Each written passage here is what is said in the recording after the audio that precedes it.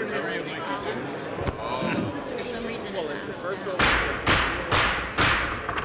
Let's get on with this. Good evening, everyone. It's a little bit past 6, so I think we should get started. Calling this meeting to order. I am Executive Councilor Russell Prescott. It's my pleasure to be here, and I am the chairman of this special committee appointed by the Governor and Executive Council. And the Executive Councilors of Andrew Valinsky, unfortunately, could not make it here. He's from Concord. And Executive Councilor to my left, David Wheeler from Milford, is here. So we make up the committee. We are elected officials accountable to you. This hearing is concerned with the proposed construction of a new interchange on I-93 in Londonderry between exits 4 and 5, and a new roadway extending east for approximately 3/4 miles from the new interchange to join North High Street in Derry near its intersection with Madden Road. It is pursuant to RSA 230:14 and the Surface Transportation and Uniform Relocation Assistance Act of 1987. The purpose of this hearing is to determine the necessity of the occasion of the layout and to hear evidence of the economic and social effects of such a location, its impact on the environment, and its consistency with the goals and objectives of such local planning as has been undertaken by the towns. This hearing is a joint hearing for the Federal Highway Administration, the Army Corps of Engineers, the New Hampshire Wetlands Bureau, and the New Hampshire Department of Transportation. Following this hearing, this committee will evaluate all matters brought to our attention and make definite decisions relative to the layout. A representative from DOT will contact each owner whose property is affected and discuss individual concerns. It is, therefore, important that all individuals desiring to make requests or suggestions do so tonight. I remind you that you have 30 days from the date of this hearing to submit any other material you would like considered by this committee. At this time, I will ask Keith Coda, Project Manager of the New Hampshire Department of Transportation, to present in a formal manner the layout which is proposed tonight. After this, I will open the floor to those who wish to address the committee. I will request that all desiring to speak fill out a green card. Many of them have already been filled out, and I will just start from the top, and I'll put whoever comes up next on the bottom, and that should be fair. There's also these green cards at the greeter desk with Mr. Paul Coddington. When I call your name, step to the microphone, state your name and address, and make your statements. Please print your name and address on the sign-up sheet at the podium, which is straight ahead. Everyone wishing to address the committee will be allowed an opportunity to do so this evening. This hearing is being recorded, and a transcript will later be prepared. Keith Coder, you available to start your presentation? Okay. If you are, go for it. Yes, I was just asking if we can get some more chairs for people. Thank you, Mr. Chairman. Members of the special committee, ladies and gentlemen, good evening. It is a pleasure this evening to be here on behalf of the Department of Transportation to assist the towns of Derry and Londonderry in the presentation of the new interchange with I-93 located approximately 1 mile north of exit 4 in Londonderry and going easterly 3.2 miles to the intersection with along Chenito Road with Route 102. The purpose of the new interchange and easterly access is to reduce congestion and improve safety along New Hampshire Route 102 from I-93 at exit 4 easterly through to downtown Derry, and to promote economic vitality in the Derry and Londonderry. The new interchange is located approximately 2,400 feet north of Ash Street, overpass over I-93 in the town of Londonderry. The I-93 interchange improvements will extend about 0.6 miles north and south of the interchange, and will continue to maintain a limited access layout.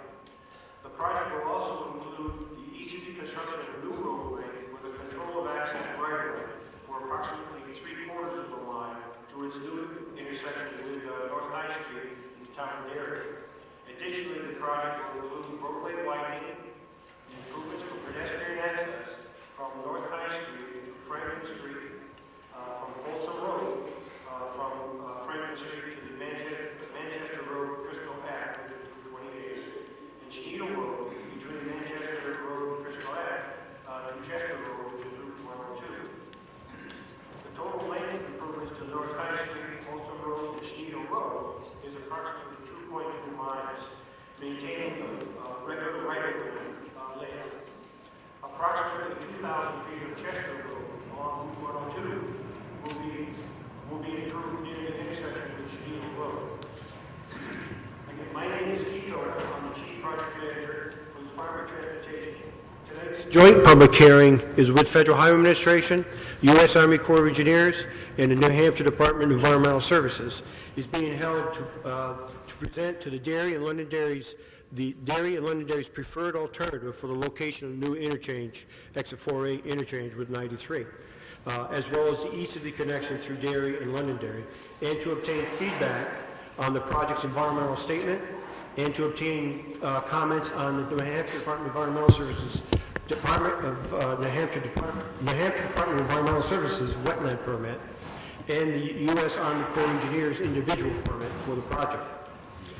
I'd like to introduce several of my colleagues from the towns of Derry and Londonderry, Federal Highway Administration, U.S. Army Corps of Engineers, the Department of Environmental Services, New Hampshire Department of Transportation, as well as consultants assisting us in the presentation from Fuss & O'Neill, as well as LBG Inc., who will be helping with tonight's project overview. To my left, toward the end of the table, is Jamie Sikora. He's the New Hampshire Division Environmental Program Manager for Federal Highway Administration. To Jamie's left is Michael Hicks. He's a Regional Program Manager for the U.S. Army Corps of Engineers. To Mike's left is Lori Summer. She is the Bureau of Wetlands Program Manager for the New Hampshire Department of Environmental Services. To my left is Jim Morgan. He's the Chairman of the Derry Town Council. And to his left is Kevin Smith, Town Manager for the Town of Londonderry. Near the boards, maybe not, toward the end of the table is Chris Bean. He's a project manager from Fuss & O'Neill Consultant. He'll be presenting in detail the aspects of the proposed layout you see on the boards over to the other side. on my left, actually, my left's next to Kevin is Leo. Actually, no, next to Jamie is Leo Tibbs. He's a Transportation Environmental Planning Manager from the Lewis Berger Associates. Leo will be providing an overview of the supplemental draft environmental statement that has been completed for the project. And to his right is Steve Labonte. He's the Assistant Right-of-Way Administrator within the Department's Bureau of Right-of-Way, and he will be providing a summary of the right-of-way process for the project. I would also like to acknowledge other members from the right-of-way staff who are here this evening that are helping with the recording of the proceedings, and who have also been instrumental in setting up this public hearing. We have Paul Cotterman, Dina Ray, Susan Hubbersman, Chip Johnson, Diane DeMarcus, Nancy Welch, and Kaya Scalindi. We also have John Butler from the Bureau of Highway Design, and Mark Lowen from the Bureau of Environment assisting this evening. We have a lot to cover for the project overview and presentation. We will ask each of the presenters to be as succinct as possible in presenting the project information. Following the presentation, Special Committee Chairman, Councilor Prescott, will open the floor for your comments and questions for the record. We do ask that you speak directly into the mic to allow all to hear and for recording purposes for the development of tonight's project's transcript. For many of you here this evening, you know the development of this new interchange. The development of this new interchange to address the traffic mobility along Route 102 was initiated by the towns of Derry and Londonderry in 1985. In 1987, Southern New Hampshire Regional Planning Commission conducted a transportation study for alternatives to provide traffic relief along Route 102 east of I-93. And the New Hampshire legislature actually passed legislation shortly to direct the Department of Transportation to cooperate jointly with the town, with a town-funded study for review and development of new interchange located between Exit 4 and Exit 5 along I-93. The towns proceeded to hire CLD consultants to complete the alternative study environmental analysis. In 2007, a draft environmental impact statement was prepared and presented to a special committee public hearing on September 12, 2007. The 2007 special committee found occasion for the layout at that time, but the final development of the NEPA document was delayed due to participating agency overviews and requests. In December of 2015, the Department of Transportation entered into a municipal agreement with the towns of Londonderry and Derry to assume the administrative responsibility and management for completing the final environmental impact statement. Upon the NEPA approval, which is the environmental approval, New Hampshire Department of Transportation will assume full responsibility of the project for permitting, design, right-of-way acquisition, and construction of the new Exit 4A project in accordance with the State Transportation Improvement Program. Also, as part of the RSA 230:47, the Commissioner will also need to provide formal approval for the break in the existing limited access of I-93 to facilitate this new interchange. Critical in this decision is the environmental approval through Federal Highway Administration, who is the lead federal agency. I would like to offer Jamie Sakura from Federal Highway to provide an overview of their important role as the lead federal agency. Jamie? Thank you, Keith. Good evening. As mentioned, my name is Jamie Sakura. I work for the Federal Highway Administration's New Hampshire Division as the Environmental Program Manager. The Federal Highway Administration has been designated as the lead federal agency for this project for two reasons. The first reason is that federal aid highway funding is proposed to assist in the implementation of the project in future phases, should the project be approved to advance into the final design, right-of-way, and construction. The second reason is because all interstate access requests that involve construction of a new interchange require the review and approval by Federal Highway, basically to ensure that any new interchange does not adversely affect the safety and operation of the interstate system. Now, as the lead federal agency, Federal Highways is responsible for working with the New Hampshire DOT, the towns of Derry and Londonderry, and numerous other federal, state, and local agencies to ensure the project is implemented in compliance with the National Environmental Policy Act of 1969, or NEPA as it's referred to. NEPA requires all federal actions to be evaluated for potential impacts to both the human and natural environment. These evaluations help in determining the level of significance of any potential impacts, if the impacts can be avoided, and if the impacts can't be avoided, how they might be minimized and mitigated. Because this project has the potential for significant impacts, an environmental impact statement, or EIS as it's called, is required, and has been a type of environmental document under development, as Keith mentioned, since this project was initiated.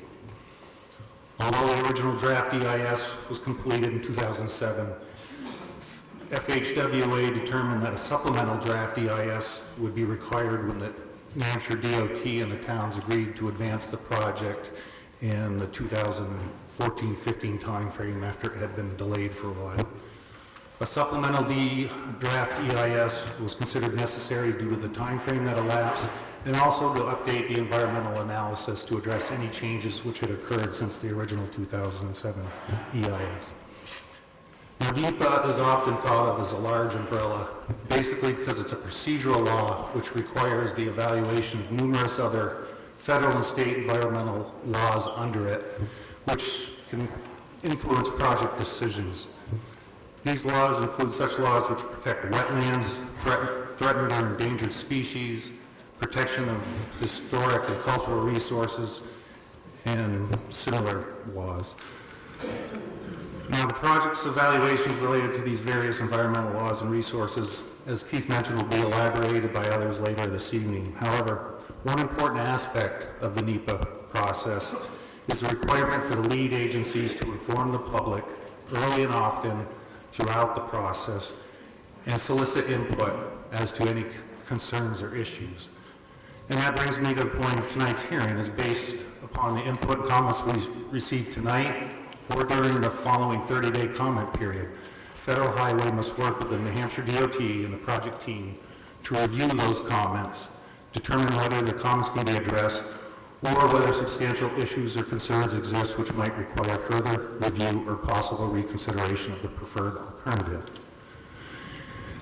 A final environmental impact statement will be developed that documents compliance with all the applicable environmental laws, identifies all the comments received on the project or on the supplemental draft, identifies all the responses to those comments, and will describe the mitigation that will be incorporated into the project to help offset any impacts. Like the supplemental draft EIS, notice will be given and the FEIS made available for public review. A record of decision is then developed by the Federal Highway Administration, which summarizes the environmental review and analysis completed to date, and also includes a basis for any decision made regarding the project. In other words, whether the project is approved or not approved. I would like to note one environmental streamlining measure that was implemented in 2012 when President Obama approved the Moving Ahead Progress in the 21st Century Transportation Bill, MAP 21 as it was referred to, which included a lot of environmental streamlining measures, one of which was a requirement for any federal agency involved in EIS to issue a combined FEIS record of decision if certain conditions didn't exist. The combined FEIS record of decision can be issued if the FEIS makes substantial changes to the proposed action, or if the federal or the FEIS includes significant new circumstances or information relevant to the environmental concerns. So unless one of these conditions is found to exist after the comment period, it is our intention to issue a combined FEIS ROD if warranted. Now, in closing, I just would like to reiterate the importance of the public input as part of this process and encourage anyone who has any comments to provide them this evening or during the remaining 30-day comment period. There are various options if people are uncomfortable tonight in getting up and providing comments, for providing written comments either through the project website or directly to the state or federal contacts. I don't believe we're taking questions right now, but if anybody has comments on Federal Highway's role in the project, I will be available after the hearing to try to address any. That's all I had, Keith. Thank you, Jamie. In addition to the important role of Federal Highway Administration, U.S. Army Corps of Engineers will also need to issue a Corps of Engineers 404 permit for the impacts to the wetland resources. A Corps permit application has been submitted for the preferred alternative, which results in approximately 4.34 acres of wetland and vernal pool impacts, as well as 2,281 linear feet of stream impacts. Here this evening is Michael Hicks, from the program manager from U.S. Army Corps of Engineers. Mike? Good evening. My name is Michael Hicks. I represent the United States Army Corps of Engineers.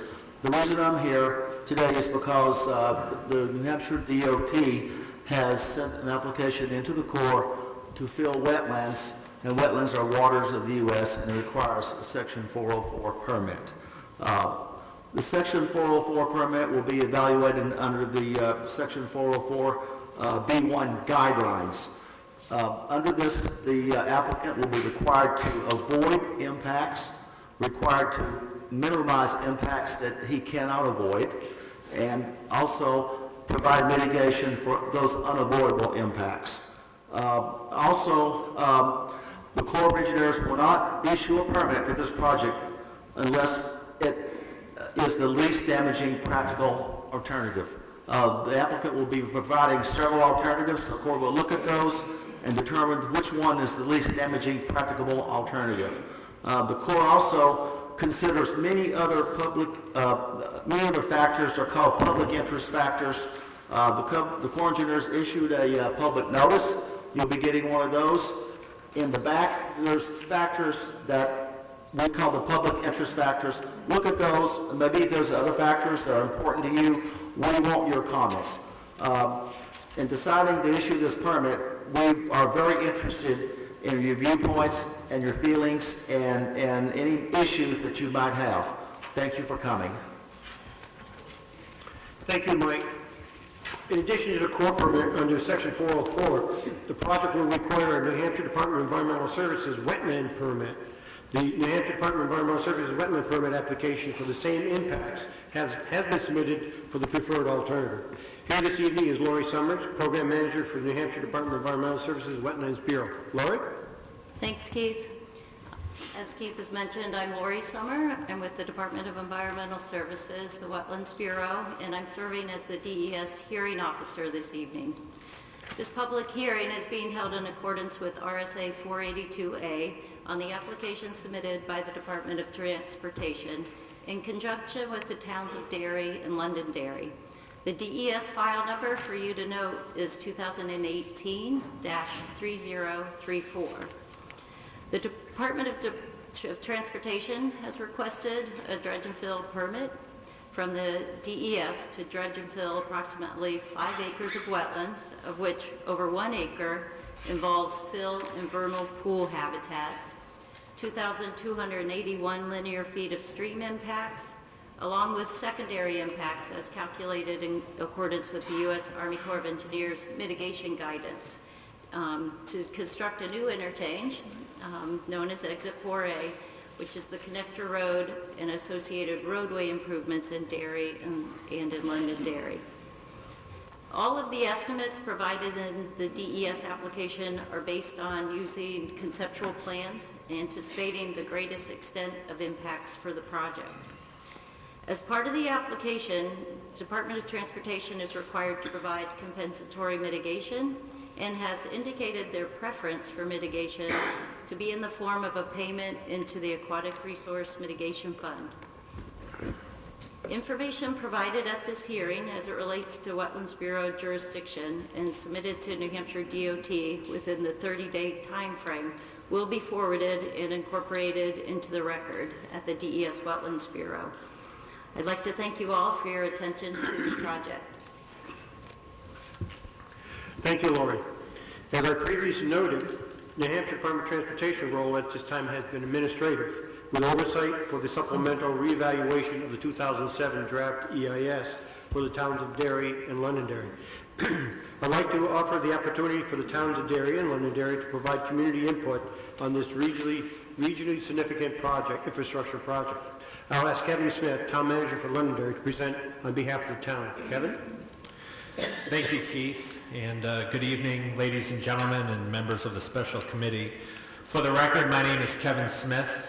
I'm the town manager for the great town of Londonderry, and I'd like to thank you all for coming to this public hearing on this very important transportation improvement project. As Keith noted, the towns of Londonderry and Derry have been working on this project for some time now, and we are excited about the opportunities the new roadway presents in relieving traffic congestion along New Hampshire Route 102 and enhancing economic opportunities within both communities. This project will lead to positive improvements for our transportation network and offer new opportunities for economic growth. We are appreciative of the New Hampshire DOT administrative oversight and leadership in bringing this critical town-led project forward for environmental approval. In addition, I would like to thank all of the residents who have provided input and feedback on this important project, as well as our town staff. I see our town engineer, Janos Jasinski, is with us this evening, and the elected officials who have been supporting this project. This highway project remains a high priority for the town of Londonderry. The town has jointly committed with the town of Derry a total of $10 million to assist in the project costs. And we look forward to hearing your comments tonight. Again, thank you for coming. Thank you, Kevin. I would like to introduce Councilor Jim Morgan, Chairman of the Derry Town Council. Jim? Thank you, Keith. Good evening, members of the special committee, senators, state reps, ladies and gentlemen. My name is Jim Morgan. I'm the chairman of the council for the town of Derry. I also want to thank you all for coming to this public hearing on this important transportation improvement project for the town of Derry. Both towns have been working a long time on the development of this environmental impact statement. The town of Derry wishes to extend thanks to the New Hampshire DOT for their administrative role in bringing us to this evening's meeting. As Kevin has acknowledged, both communities have committed $10 million, $5 million each, to assist the development and construction of this new interchange. The benefits of the safety and traffic relief through the downtown will be one of many benefits with this new interchange. On behalf of the towns, I would like to thank the state and federal agencies that have provided guidance and input to the development of the DEIS. In addition, the development of this project would not have been accomplished without the assistance of the citizens' involvement and support through involvement on committees and attendance at numerous meetings. Lastly, I would like to thank all of you for showing up this evening and showing an interest in this project. It is an important project for both communities, and I look forward to tonight's proceedings. Thank you very much. Thank you, Jim. The plans we are presenting this evening are preliminary plans, and it reestablishes a limited access along I-93, as well as a limited access around 500 feet easterly on the new access road from the new Exit 4A northbound ramp. We're also looking at control of access along the new connector road to its new intersection with North High Street. The allowable access points, as presented on the hearing plan, will be the number of points that will be granted. Based upon your input and ongoing geotechnical recommendations, there may be further modifications made to the final contract plans. Much more engineering work will be required to develop the plans to a point where we can be more precisely identify the right-of-way impacts, provide the details needed for construction. Tonight's meeting is a significant milestone from the preliminary engineering design phase. It basically allows us to go into the final design phase and into right-of-way procurement process with the approval. I'll now ask Chris Bean to present the plans in more detail. Chris' presentation will refer to the plans shown on the display boards. Chris? Thank you, Keith. I think my mic needs to be turned up. Can everybody hear me now? No. Turn up the mic. Testing. Can you hear me now? There we go. It's working better. Okay. Wow, this is a great crowd. Thank you very much for coming out tonight. First, I'd like to take a minute and just acknowledge a few members of the project team that were here to answer questions before the meeting, and they will be here after. First of all, Nicole Fox, she's running the projector tonight from Fuss & O'Neill, and Paul Koneska from Fuss & O'Neill. We have Larry Pozeski and Larry Pozeski from Lewis Berger. Larry, raise your hand again. Okay, thank you. And Leo Tidd, he was already introduced from Lewis Berger, and Lee Carbonell and Joel Deddy are from Normando Associates. So thank you, project team. Okay, I'd like to start out, I know it's a little bit difficult to see with so many people here, but for those people that are unfamiliar with the project, I want to take a few minutes and kind of go through some of the basics. The alternative A plan is the preferred alternative, and those plans are mounted on the plans, on the display boards, on either end of the display boards. So I'm going to point to the plans that are on the front end of the display boards. Orientation, generally speaking, north is up. And the major roadways on the left-hand side, obviously we have Route 93, which goes up and down in this area on the left.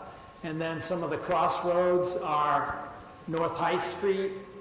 Well, I'll start with the connector road, goes east from the interchange, and then it goes all the way easterly across new undeveloped lands, and then ties into Folsom Road. and then Shenito Road, and then it extends out across Shenito all the way to Route 102. The town line of Derry and Londonderry, you'll see that the interchange is actually in Derry.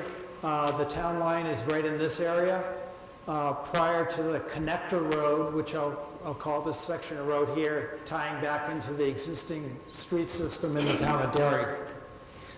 There are a couple streams that cross the connector road. One is Shields. One is at Shields Brook. I don't know what's easier to see. Right here, I'm going to point to the projection screen here. This is alternative A. It's a green, a little bit hard to see, but there's Shields Brook crosses Folsom Road in this area, and then we have what's called tributary E that crosses Shenito Road almost at the intersection with Route 102. Those are the major stream crossings. And then a major area here on the easterly end of the project is Beaver Lake. That's blue. The plans behind me are 100 scale plans, which means that 1 inch on those plans is equivalent to 100 feet on the ground. And what does that really mean in perspective? From the interchange, easterly across to Route 102 is 3.2 miles. So you put that into perspective. From the interchange down to North High Street, where it ties in to the existing street system, is about a mile. The legend, if we can zoom into a section of the roll plan and enlarge it, I'll just give you some.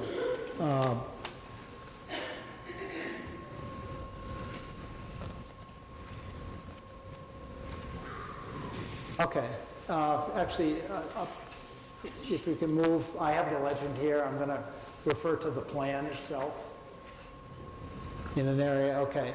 One of the, I can explain the colors that, well, the yellow on the plan, that's the most predominant color you see, is proposed roadway. But if we skip over to existing features, I think we'll start here. Roadway in the gray, that's the existing road out there today.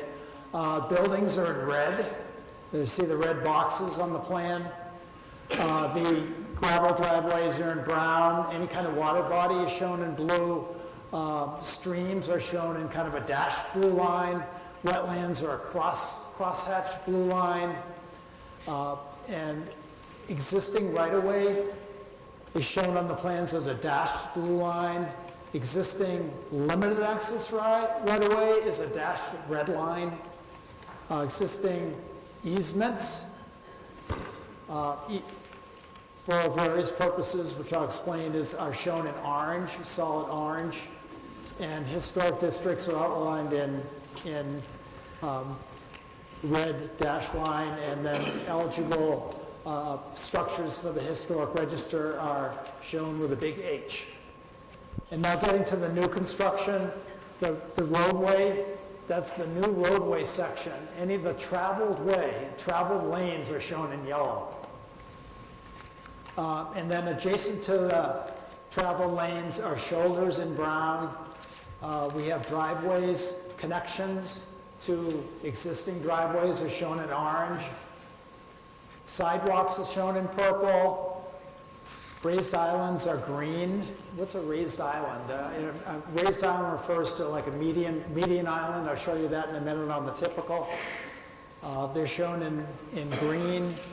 Painted islands are shown in orange. Acquisitions of buildings or structures are shown in a crosshatched red pattern. Slope limits and pavement route slope limits. Help me there. That's green. It's a little bit, the green adjacent to the yellow roadway, you can see there's a lot of green. That's matching in the roadway to the existing ground, which would generally be loamed and seeded after the project's built. Then we have proposed easements are in bold orange, utility easement in bold.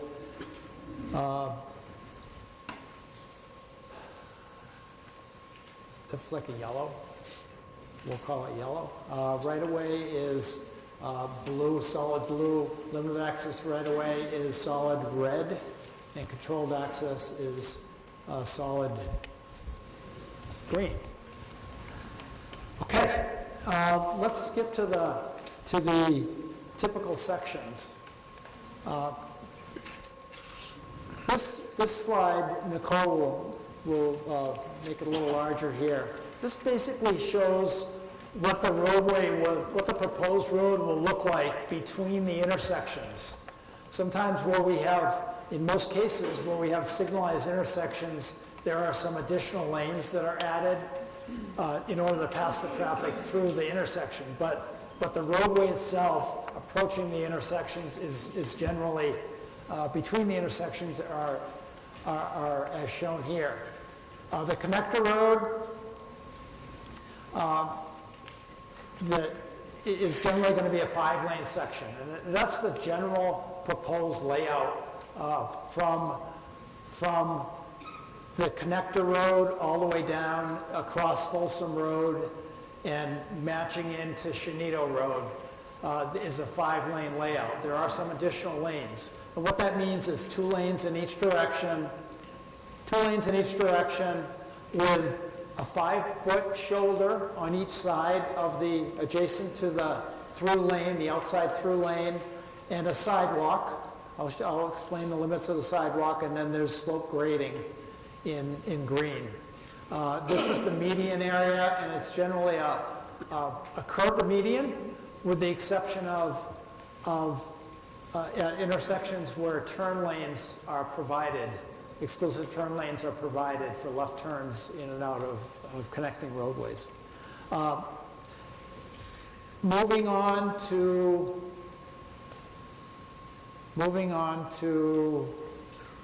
Shenito Road. Okay, the section from Ross's Corner across to bypass 28. That's what we call a 3-lane section. It's got 1 lane in each direction, and then there's a dual-use lane, a common turn lane in the middle. That's proposed to stay the same. The only difference out there on this typical is the project would add consistent 5-foot wide shoulders adjacent to the outside through lanes and sidewalks on both sides of the road. And then moving on to Shenito Road. Shenito Road is the section this section of Shenito Road, the east side of Shenito Road, from Route 28 bypass easterly to Route 102. Today, that's a 2-lane road with varying width shoulders, and there's a sidewalk on the north side. What's being proposed is a 2-lane road, no widening of the road. There are 2 11-foot lanes. The only difference is there's going to be a consistent 5-foot wide shoulder adjacent to each through lane, and the sidewalk on the north side of the road today will be perpetuated as part of the project. Okay, let's move on. This is a common question. What's the design speed? What's the speed of this roadway going to be? The design, as designers, we generally design for like 5 miles an hour or above what they post it for various reasons I won't get into here, but from the connector road to North High Street, down to where it ties into Derry, the design speed was 40, and it's projected to be posted speed at 35 miles an hour. The remainder of Shenito Road from North High Street east to Route 102 was designed at 35 miles an hour and will be posted at 30 miles an hour.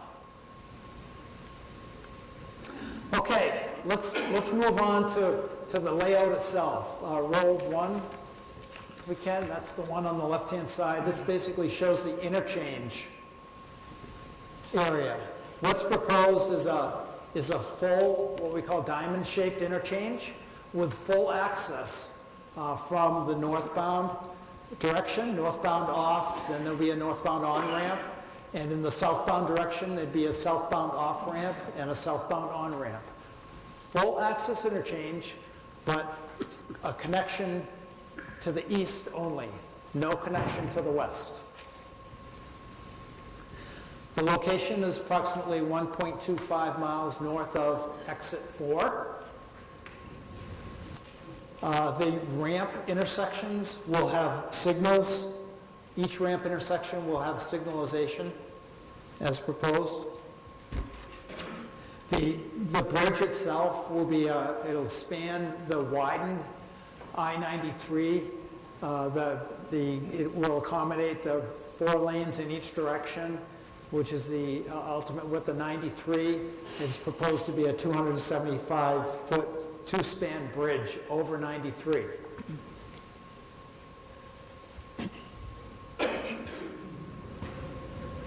Generally speaking, there's a single lane off-ramp in all directions.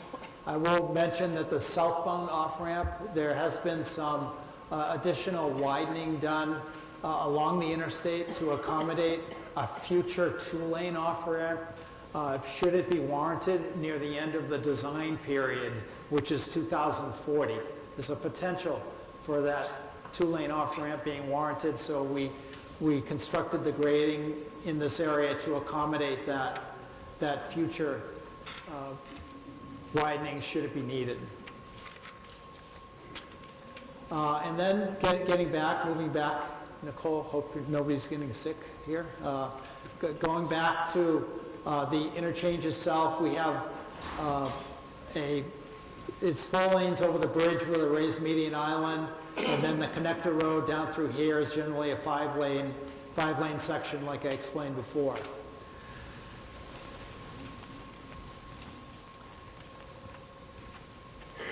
As part of the project, the existing limited access right-of-way along I-93 will need to be expanded to accommodate the new ramps and the new interchange. That new limited access right-of-way is shown on the plans that you can look at. The details are behind me and they're shown on this plan. That limited access right-of-way is proposed to extend about 600 feet to the east along the connector road to station 1014. Limited access means no access is allowed. From that point all the way down to North High Street, and we'll have it all on this plan, there's a note on the plans, and that applies to what's being proposed as controlled access right away. What does that mean? It means that some access points are allowed. The only access points that are allowed are covered by this note on the plans. And I'm going to read it. Between station 1014 and between station 1040 plus 75, which is the Derry town line, 2 points of access are granted on the left, the north side, and 2 points of access are granted on the right, the south side. The points of access shall be opposite each other, forming four-way intersections, specific access locations to be determined through the Londonderry site plan approval process. So we're showing a couple intersections on the plan, but as you can deduce from the note, those locations may shift depending upon the site plan approval process in the future. Those are the only 2 access points that are allowed easterly to the Londonderry-Derry town line. Building acquisitions. Everyone remembers building acquisitions are a red crosshatch. We have existing buildings in red. There are 3 duplex structures on the west side that are proposed to be acquired as part of the project in order to construct the interchange. That's all the acquisitions on this slide. Sound walls. The sound wall locations are shown on the plan, but in summary, there were commitments made as part of the I-93 project, and the Exit 4A project is is moving forward with the same commitment to protection of noise to the neighborhoods that were provided previously. And those neighborhoods that will be protected with sound walls or some other type of sound mitigation feature are the Seasons Lane neighborhood. There's a sound wall proposed to protect that neighborhood, and also that's on the north side, and then the Trolley Car Lane neighborhood. It's interesting, remember the bridge is up over I-93 and there are ramps that have to go up to the bridge to connect up. And those earthen embankments actually serve to mitigate noise from the through traffic. So in some cases, well, it is the case on the southbound side that the sound wall, there's a section that goes along the southbound on-ramp, and then you have mitigation from the embankments, and then there's a piece along the southbound off-ramp that will be constructed.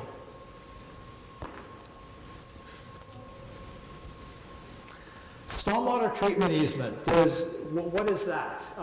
As part of the project, it's important that the stormwater be collected, as much of the stormwater from the roadway be collected and treated in order to meet current MS4 permitting requirements. So to meet those needs, we've shown some stormwater easements on the plan. They're labeled as potential stormwater easements.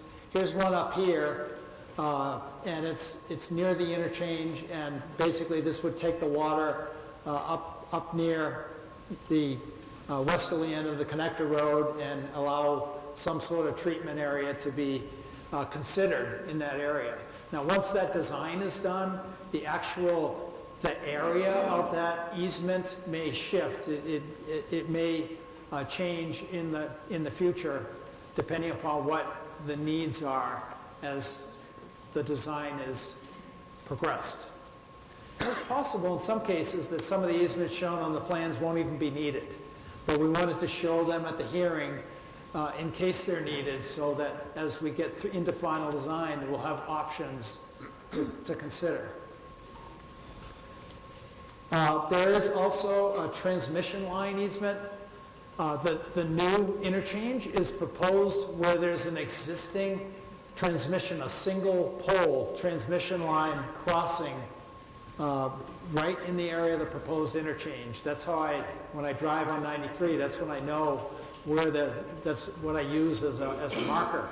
And unfortunately, that will be impacted, so that will need to be relocated, and we're providing an easement along the north side of the connector road that'll run to the east to a point where it connects back into the existing power line, transmission line. So that easement will accommodate that relocated transmission line. Okay, can we go to roll 2, Nicole?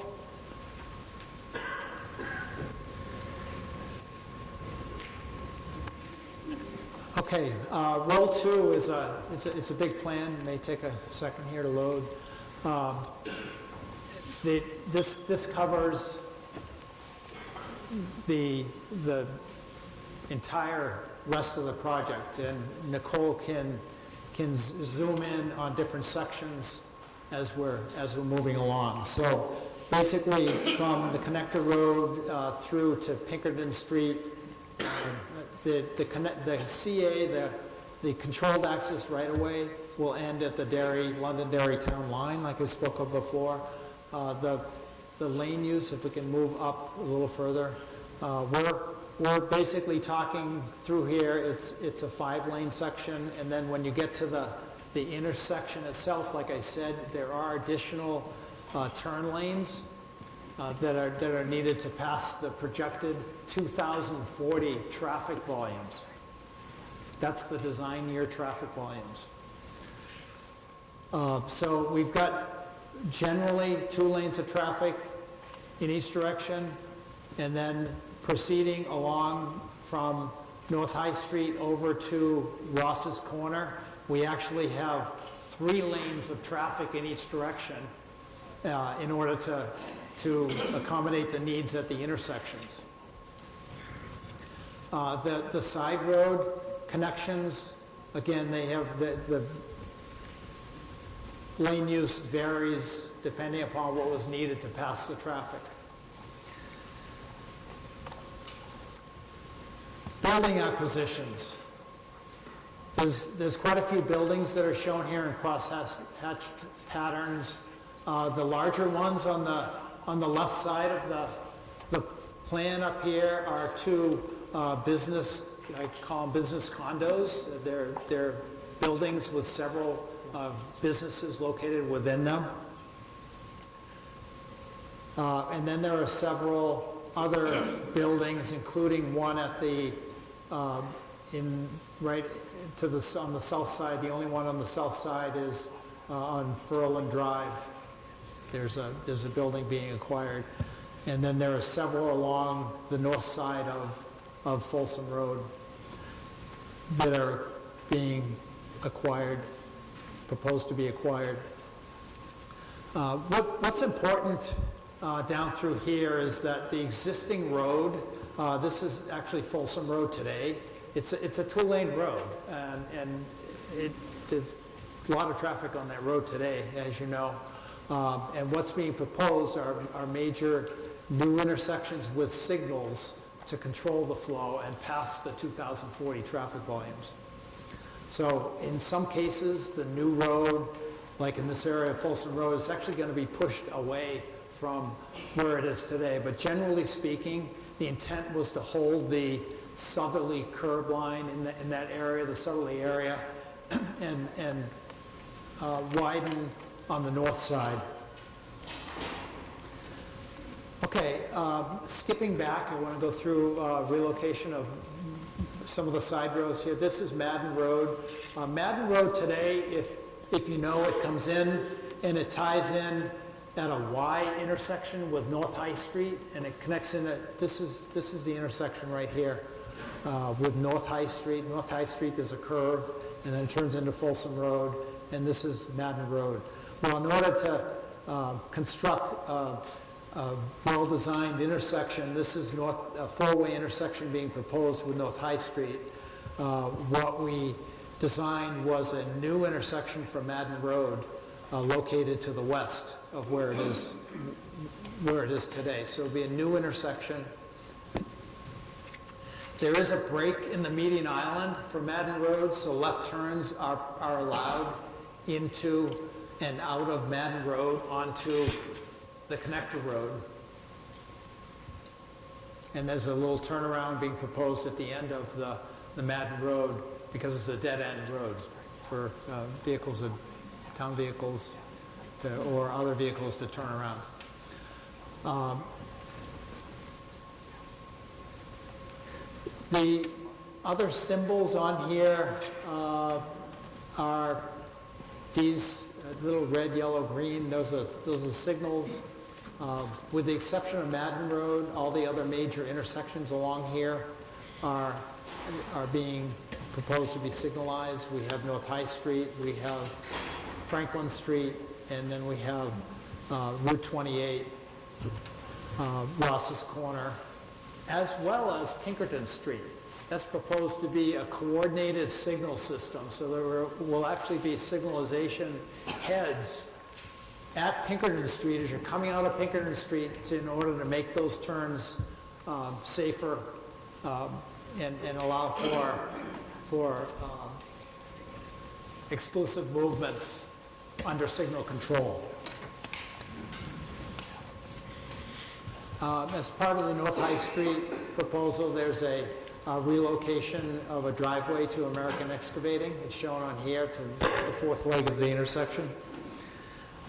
There also, just to the east of North High Street, there is a proposal to take the existing Derry rail trail and relocate it slightly to the east of North High Street and construct a 20-foot wide by 12-foot high underpass under the connector road, and then the multi-use trail would then connect back up to the existing rail corridor. And that rail corridor is eligible for the historic district. It's what we call a historic corridor.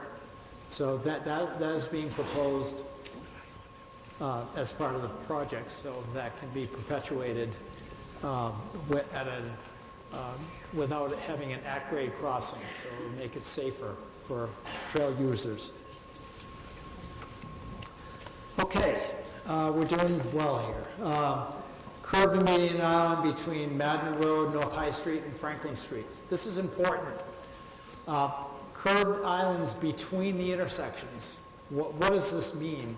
It means that, for example, at Furlan Street, the only movements that would be allowed would be a right turn in and a right turn out. So how am I going to get to my house if I live on Furlan Street and I'm coming from the east? That's a logical question. Well, we've built in enough width at the intersection so that one can make a U-turn under signal control at the adjacent intersection and get access to roads on the other side of the median. And that's the same case up through from Franklin Street east to New Hampshire 28. This is a little bit different because there's a road network on the south side. So those, like for example, this is a raised median on the, just east of Franklin Street. And like these houses close to the intersection, if they wanted to go westbound, they could actually use the Shields Brook. We spoke of that before. Shields Brook is located just east of Furlan Drive under the connector road in this area. What's proposed, this is what we call a tier 3 stream. It's a pretty significant stream out there today, and what's proposed in order to meet permitting requirements is a 28.5-foot wide or long structure.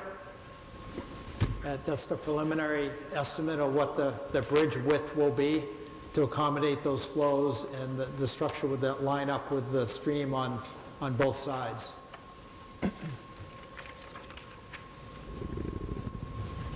Today there's a 6-foot diameter corrugated metal pipe. Stormwater treatment easements. There's one on North High Street that's proposed down in this area. It's at North High Street, Station 15 left. And then there's one at Folsom Road, Station 1052 left. I'll let Nicole point that out. 1052.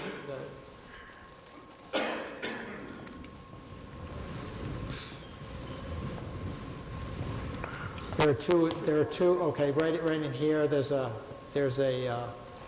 stormwater treatment easement. And then there's one at 1060 left, which is opposite Concord Road, pretty much opposite Concord Road. So that's this one in here, potential stormwater treatment.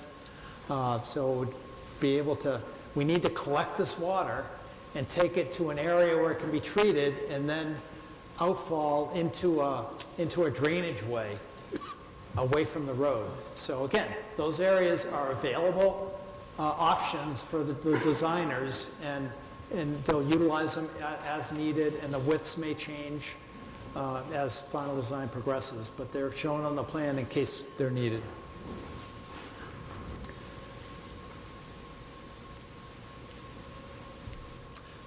There's one historic structure here at Fire Eye, which is the former Knapp Shoe Factory. It's a historic, it's eligible for the historic register, and we, as part of that process, we need to try to avoid impacts at all to those structures. In this case, we couldn't avoid it because we had the Hoodcroft condominiums on the other side. So what we did is we came up with an alternative that minimized the impacts along the historic frontage, and we came up with an option that would allow for the impacts to Hoodcroft to be mitigated. I know I spoke with a representative earlier this evening, so they're aware of the details of what's being proposed, but generally speaking, there's a connector road that connects these two orange parking lots there today, And as part of the project, in order to construct the sidewalk and the 5-foot shoulder and guardrail, because there's a 4-foot differential in height, so there's a retaining wall that's needed in order to support the roadway. That connector road will need to be eliminated. So what are proposed are a reconfiguration of the existing parking lots with a sidewalk that allows for pedestrian connection between the parking areas, and the same number of spaces they have today will be provided with this layout.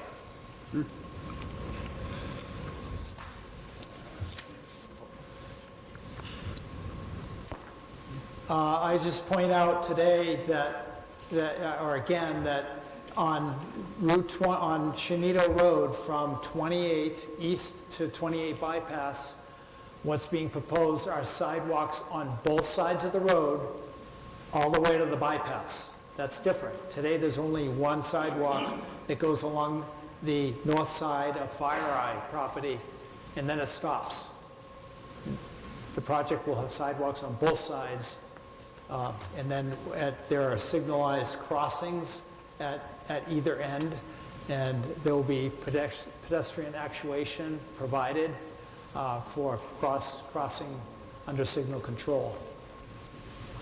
Okay, let's move to the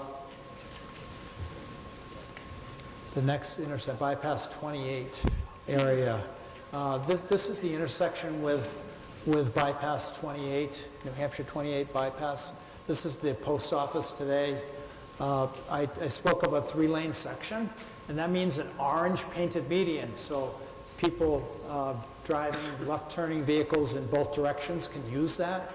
And that orange median area does extend up to a point east of the post office driveway, so left turns into and out of the post office will be allowed as part of the project, so that there are no changes there.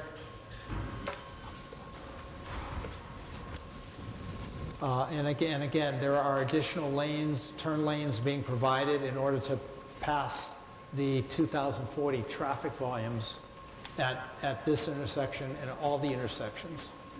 You'll notice that the width now isn't 6 lanes, because what happens is the projected traffic flows as they continue on to the east. Certain amounts of the additional traffic peel off onto the side roads and connector roads, so by the time you get to this section of the road, the additional traffic is reduced significantly from what it is on the westerly end. So we have this width, Shenito Road, and then it ties right back into the existing width of Shenito, just east of the intersection with the bypass.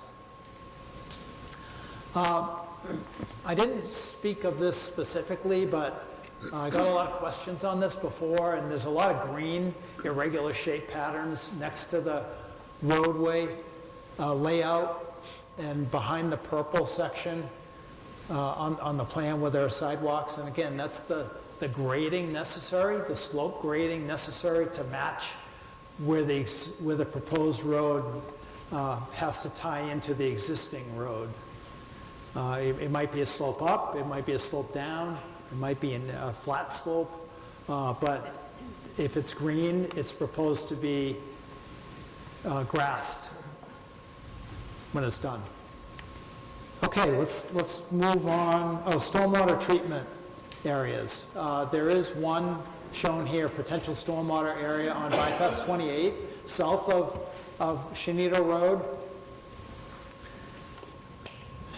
That's on bypass 28, station 1128 plus 25 right.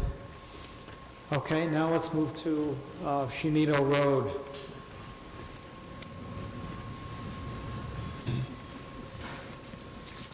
The rest of Shenito Road. What's different here is that there's 2 lanes in each direction like there is today. There are 5-foot shoulders on both sides. There's still a sidewalk, but it'll be a new sidewalk on the north side, continuously all the way to Route 102. and there's no proposed sidewalk on the south side of Shenito Road, but there is proposed curbing.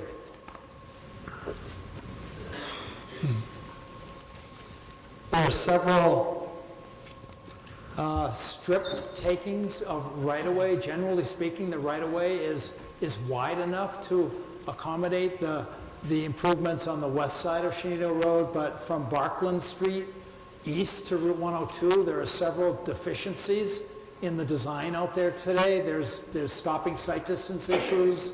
So what is proposed is an improvement of the horizontal and the vertical alignment to bring it up to 35 mile an hour design speed.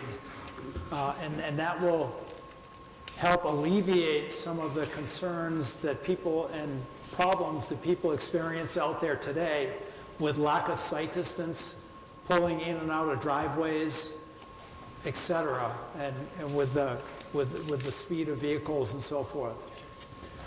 So those improvements are proposed. So in order to accommodate those changes, in some cases of the grade of the road, and in some cases shifting the road slightly to the left or right, north or south, there's some areas where additional right-of-way, strip takings or right-of-way is required.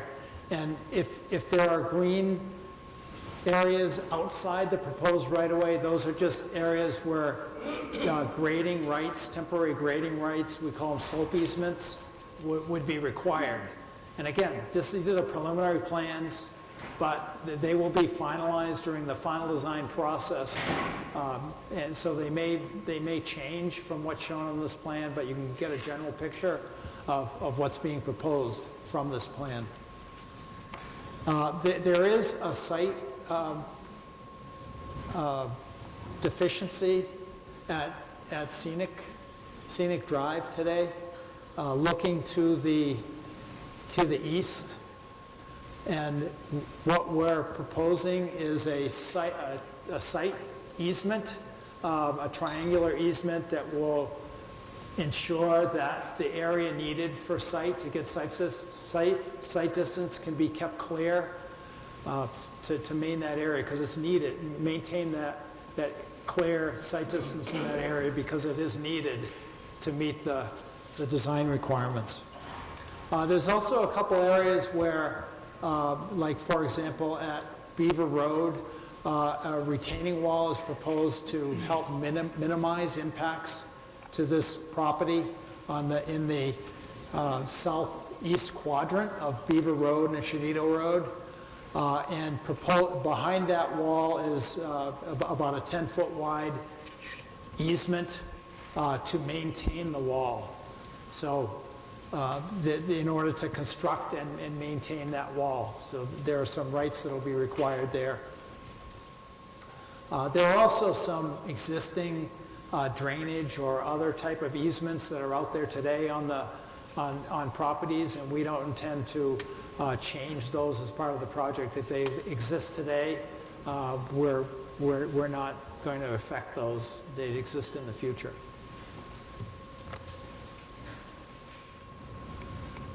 I'm gonna read these off, but I invite anybody that is in a butter on Shenito Road to come up and see us after, or inspect the plans on the website.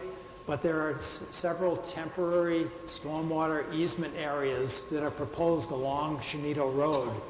And it's important for you to know where those are in case they impact your property. And again, they may or may not be needed. The first one is at 1139 plus 50 left. I'm not good seeing the stations there.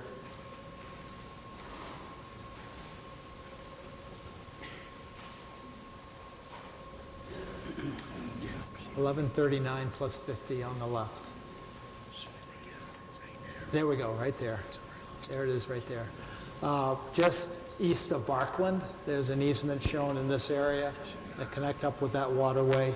The second one is at 1157 plus 10, right. Again, this orange line right here, and it connects into an area south of Shenito Road, again, adjacent to a wet area, potential area for treatment.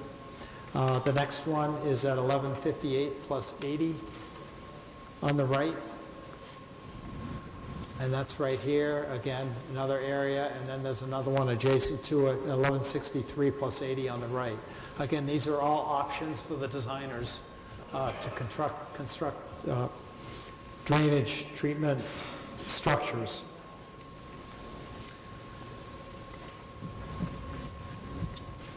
There are 2 historic properties that are eligible for the historic register on Shenito Road, and we were asked during the process, as part of the process, to avoid or minimize those impacts like we had to at FireEye, and we did that. We actually adjusted the alignments in as much as we could to stay off these properties, and we were able to, we couldn't do too much up by Beaver Road, but down by Jeff Lane, we were able to shift the road a little bit more to the south to minimize the impacts to that historic property. And those properties are 1155 left and 1158 left. Okay, there's a tributary, this is called Tributary E. This is a prime wetland. We're getting over near Route 102 now. And today, there's a stream crossing with an existing 30-inch and an existing 36-inch corrugated metal pipe. They're not twins, but they're close. And what's being proposed is a 40-foot span bridge. That's long. Why? Why does it have to be that long? Well, there's not much distance, there's not much head room between the existing invert of the flows and the roadway in that area. You can't really raise the road up in that area. We're trying to minimize impacts to the wet areas, to the prime wetland.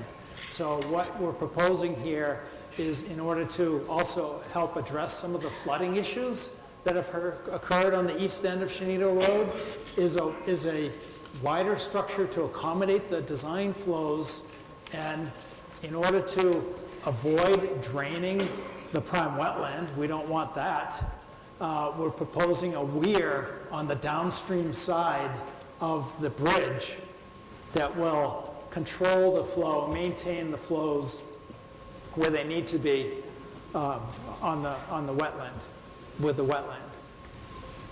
That width of that bridge may change during the design process as an alternative design may be proposed, but the initial design requirements show a 40-foot wide, need for a 40-foot wide bridge. And lastly, Route 102.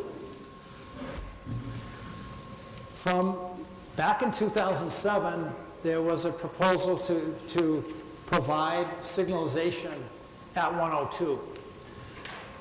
Those signals, that signalization is still being proposed as part of the project. The difference is that through the public participation process, we learned that there were concerns for people coming out of North Shore Road, and how are we going to deal with them? So we went back to the drawing boards and designed a coordinated signalization system. So now North Shore Road will be signalized, which means that we needed additional lanes. There's a left turn lane proposed that goes into North Shore Road, and then the traffic will have its own signal coming out of North Shore Road. On the east end of Shenito Road, it's a single lane. Generally, they're mostly left turns out of there, as you know, but they will now be made under signal control.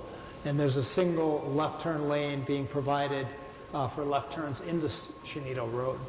So one of the benefits of this work, although it extended the project, added more cost and length to the project, was we had this additional width up at North Shore Road for the signals and to allow for the left turns, that we were able to extend that width slightly to the east to English Range Road, and where we're providing a an exclusive left turn lane for people to get in, out of the through traffic and sit safely and wait for a gap to make a left into English Range Road.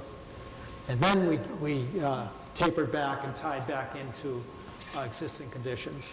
On the south side, we were limited, or the west side, Route 102, we stopped at an existing crossing. There's a stream crossing. Tributary E actually comes down and flows flows down and across Route 102, and we stopped our project at that existing bridge. That concludes my formal presentation. I'm available for questions later on as needed. Chris, thank you for the overview of the preferred alternative. Just to clarify one additional point, as Chris indicated, from the new interchange to the town line, there is a control of access being proposed that would control the number of points of access. That control of access actually continues through to the new intersection with High Street. So the additional properties through to High Street will also have control of access. As part of the project evaluation, we must consider and document environmental impacts that will result in the proposed actions. At this time, I'll ask Leo Tidd from Lewis Berger Associates to provide an overview of the draft EIS completed for the project. Leo? Thanks, Keith. I'd like to give a quick overview of a lengthy document, hopefully. So as previous speakers have mentioned, this project was subject to a draft environmental impact statement in 2007 that included an extensive public outreach process and agency coordination to identify a reasonable range of alternatives for the study to focus on. The new supplemental draft environmental impact statement that's the subject of this hearing was developed to provide a comprehensive reevaluation of the project from the previous document, taking into account changes in environmental regulations, changes in the existing conditions of environmental resources, changes in anticipated future conditions, as well as refinements to the design of the project. As part of the development of the supplemental draft EIS, a coordination plan was prepared pursuant to 23 USC 139 in order to allow for resource agencies to have early opportunities for review and comment as the various technical studies supporting the document were developed.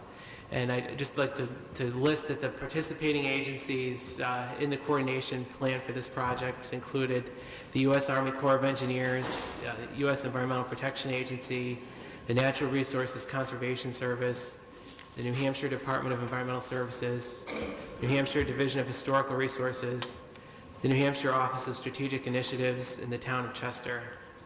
And each of these agencies provided review and comments on issues within their areas of expertise. And these comments were considered by the lead agencies, Federal Highway Administration, New Hampshire DOT, and the towns of Derry and Londonderry, as the lead agencies prepared the environmental document. Opportunities for public input were also an important part of the development of the SDIS. There were 3 public information meetings during that time period, and a project website with a comment function was also made available. The supplemental draft EIS is available on the project website, which is i93exit4a.com. Its hard copies of the document are available in local libraries, at the Derry and Londonderry town offices, and also at the New Hampshire DOT and FHWA offices. The work undertaken to complete the SDIS began in 2016 and included field data collection, database research, and updated impact analyses. The document provides a description of alternatives, the purpose and need for the project, the existing conditions, environmental impacts, and potential mitigation measures to avoid or reduce impacts. The analysis year for the supplemental draft EIS is 2040, and it is part of the analysis of traffic for 2040. A land use forecast was undertaken, as part of this study that included looking at how the different alternatives could affect future development patterns in the area. And then once those land use assumptions were then used as inputs into the traffic modeling. So and then the traffic results are used in our evaluations of environmental topics such as air quality and noise, so that the traffic, land use, and environmental evaluations are consistent with each other. And for more information on that aspect of the evaluation and changes in growth patterns, you can refer to Chapter 5, Indirect and Cumulative Impacts in the SDIS. The 5 build alternatives considered in the SDIS are the same as in 2007, but the details of them have been updated. Nicole, could you show the alternatives overview slide with the yeah, so this is on the screen and also on the wall, shows the build alternatives A, B, C, D, and F. A, B, C, and D involving a new interchange and roadway improvements, and alternative F involving upgrades to New Hampshire 102 through downtown Derry. Now, the SDIS concludes that alternative A remains the preferred alternative, taking into consideration both the ability of the alternatives to address the transportation and economic development needs of the project, as well as the relative environmental impacts of the alternatives. Alternatives C, D, and F would not provide new economic development opportunities compared to the opportunities afforded by the location of the interchange under alternatives A and B. Alternative F would not address the transportation need of the project. While alternative A and B would address the economic and transportation needs, alternative A is preferred over B because it would have fewer residential displacements, substantially less wetland impacts. Alternative B would also require greater lane miles and have greater chloride loading impacts than alternative A, and higher costs associated with transmission line relocations. I would now like to provide an overview of some of the key environmental issues for the preferred alternative that are discussed in the SDIS.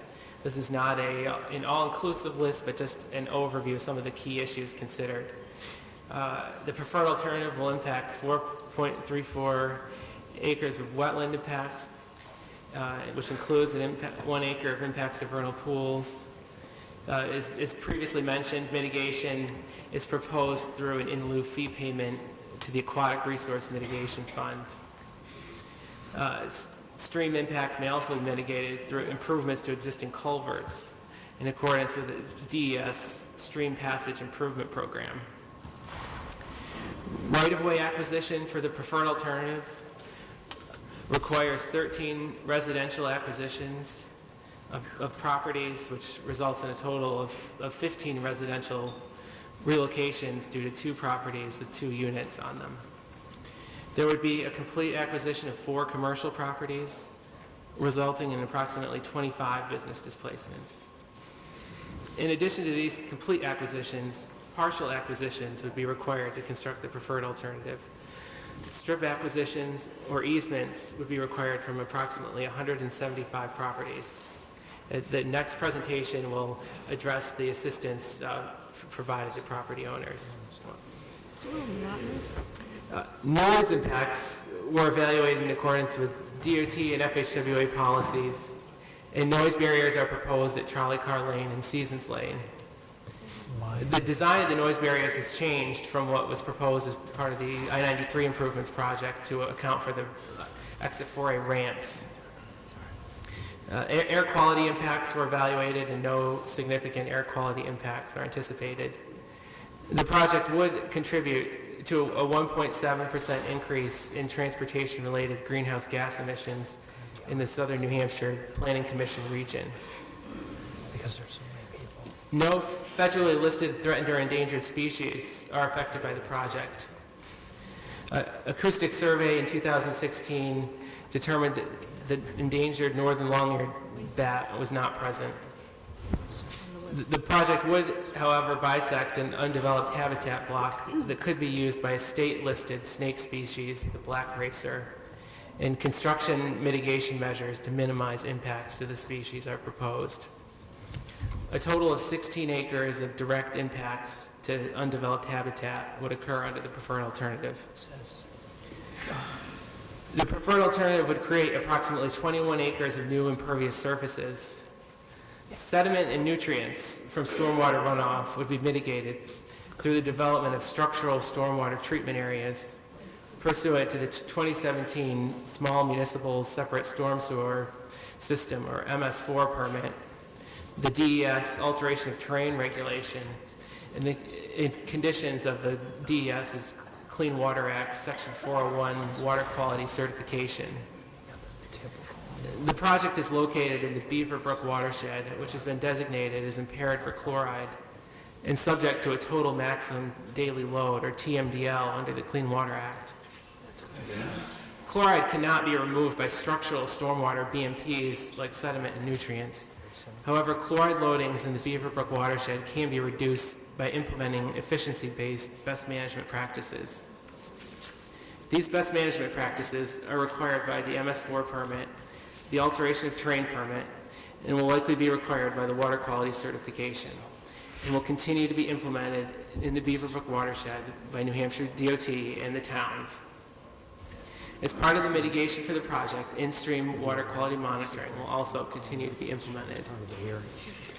As mentioned in Chris's presentation, cultural resource evaluations have identified structures eligible for the National Register in the project area. The assessment concludes that for 3 of these resources, the project will have no adverse effect under Section 106 of the National Historic Preservation Act. The preferred alternative will have an impact on the former Manchester and Lawrence Railroad Historic District. A memorandum of agreement will be prepared to document agreed-on mitigation measures for the historic district, which are likely to include development of an interpretive sign panel, updating the historic district area form, in consultation with the town of Derry on the aesthetics of the new undercrossing of the potential future multi-use trail along the former rail corridor. The preferred alternative will have floodway and floodplain impacts, and detailed hydraulic analyses for the preferred alternative will be completed during final design to avoid and minimize impacts to the floodway and avoid raising flood elevations. Finally, with respect to environmental justice, construction of the preferred alternative will not disproportionately impact minority or low-income populations. As Jamie mentioned, the next step for the project is the final environmental impact statement and record of decision, which will be combined unless certain conditions are met, and that will include responses to all comments we receive during the comment period, which ends on January 4th. Thank you. Thank you, Leo. Because the project will involve property acquisitions, property relocations, and easements that have been highlighted as Chris has outlined in his overview, I'll ask Steve Labonte from Assistant Right-of-Way Administrator to talk about the right-of-way process. Steve. Thank you, Keith. Members of the Special Committee, ladies and gentlemen, before I go into the right-of-way procedures for this project, there are a couple of things I'd like to address. First, I'd like to remind everyone that if anyone wishes to submit any additional testimony as a result of this hearing or in regard to these plans, you can address that material to the chairperson of the Special Committee and mail it to the address on the hearing handout map within 30 days of tonight's hearing, and it will become part of the official record. The hearing map that I'm referring to, I'm holding up, and the address is right here in the upper right-hand corner. The written testimony, these maps are available outside in the lobby and from any of the DOT staff here tonight. We also have with us tonight copies of a booklet entitled Public Projects and Your Property, which describes the right-of-way acquisition and relocation assistance procedures that are utilized by the state. This booklet is especially useful for those property owners affected by this project. Again, these are available from the department staff or at the greeting table out front. And the book I'm talking about is this green booklet. If after reviewing the information received at this hearing in the 30-day comment period, the special committee finds necessity for this layout, several things will happen. First, with approval to proceed with the design of this project, the department will be preparing appraisals for each of the properties affected by the proposed construction you see on the plans. A staff appraiser from the department or a fee appraiser hired from private industry will contact each owner to appraise their property. The appraisals will reflect the fair market value of the property rights needed for the new construction. The appraisals are reviewed separately to see that all appraisals are accurate and have taken into account all applicable approaches to value. The value in the reviewed and finalized appraisal will be the offer of compensation used by the department as a basis for negotiations. A right-of-way agent from the department will visit each property owner and discuss each acquisition separately. This is an opportunity for owners to ask questions and bring up concerns. If the property owner is satisfied with the offer, deeds are prepared, ownership is transferred to the state, and compensation is provided to the property owner. If negotiations between the owner and the department fail, the matter will be filed with the New Hampshire Board of Land and Tax Appeals, where the owner will have the opportunity to argue for additional compensation. It is important that you understand this can be done with or without an attorney. Either party can appeal the board's decision to the Superior Court if they are unsatisfied. Anytime after this hearing or before the design approval, all information in support of this hearing is available at the department headquarters in Concord for your inspection and copying. There is relocation assistance available. A right-of-way agent will be assigned to this project as necessary. That's all I have, Keith. Thank you, Steve. Nearly done. As Steve had noted, following the public hearing, a transcript will be prepared and will include all the testimony from this public hearing, as well as the written comments we received during the 30-day notice period. I do reference the handout that you have received. Up in the upper right corner is an address you can send your written comments to. Department, with the assistance of the towns of Derry and Londonderry, will evaluate the complete testimony, make recommendations on how these requests and issues can or cannot be addressed. The recommendations will be presented to the special committee at a future public meeting in a document called Report of the Commissioner. The special committee will judge the sufficiency of the department's resolution on hearing issues and decide the necessity for the project. If the special committee finds in favor of the necessity for the project will proceed into final design phase and right-of-way acquisition process. Department is pursuing design-build procurement for the final design, right-of-way acquisitions, and construction phase. Department will follow a two-step process. The first step process is requesting qualifications from prospective firms and teams. Second step process is requesting proposals from the selected shortlisted teams from the qualified teams. There are several benefits to using design-build over conventional design-bid-build contracting methods. The design-build process will provide a significant time savings. It also estimated to be which is estimated to be more than 1 year in savings and design time, right-of-way clearance, as well as the construction of new interchange and roadway improvements. The design-build process will allow for maximum flexibility and creativity to optimize the contractor and design expertise, construction capacity, and capabilities. Design-build method will allow for the earlier release of construction of roadway segments into the new, which includes the new I-93 Exit 4A interchange and approach to Folsom Road. This will aid in the local community's land use planning, early coordination for utility coordination, and also allow for coordination of the right-of-way acquisitions based upon the contractor's schedule and construction sequencing. Funding for the design, right-of-way acquisition, and construction is included in the state's 10-year transportation plan in the amount of $56.7 million, which includes federal aid and $10 million in local participating funds.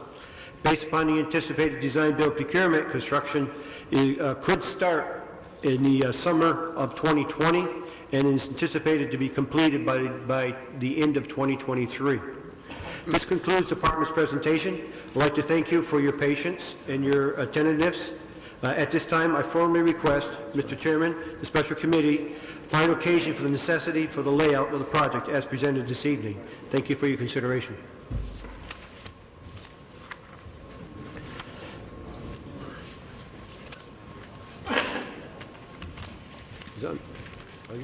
Thank you, Keith.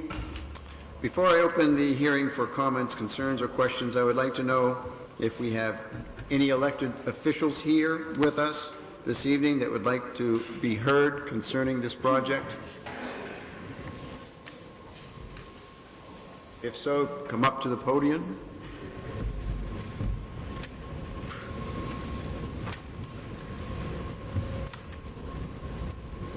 I do not see any. Does anybody else see any? Very good. I will now open the meeting to anyone desiring to be heard, but we're going to start with the cards. So, Steve Vadney.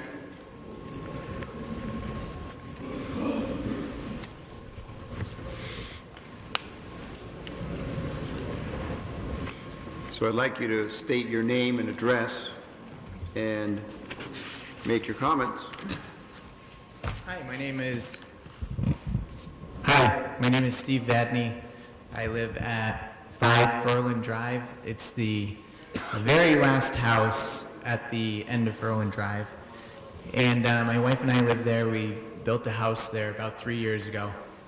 And my first concern is that our house, our paved cul-de-sac, and our water line easement don't show up on the map. And I'm thinking because it's 3 years old, that the GIS wasn't updated. So we bought this property a few years ago with the anticipation of building 2 buildings on it. The first building is a duplex, which we've built, and we installed a cul-de-sac. So we put quite a bit of money into infrastructure for that in anticipation of building another building on the other side of the cul-de-sac. There is a proposed easement for water treatment that is basically running through our house, through the cul-de-sac, to the other side of the property where we plan on building another building. So it's just our hope that the people kind of involved in this project will work with our engineer so we can find a way to relocate this and make it work for everybody. I believe, my engineer believes that there's stuff that can be done, so. Mm-hmm. And be sure you print your name there on the podium if you have a pen, hopefully. Oh. Yep. The next person is Eleanor Sarcione. Eleanor Sarcione. Steve Trefethen.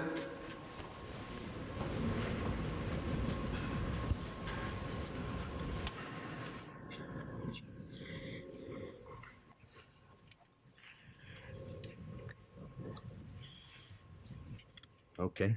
Yes.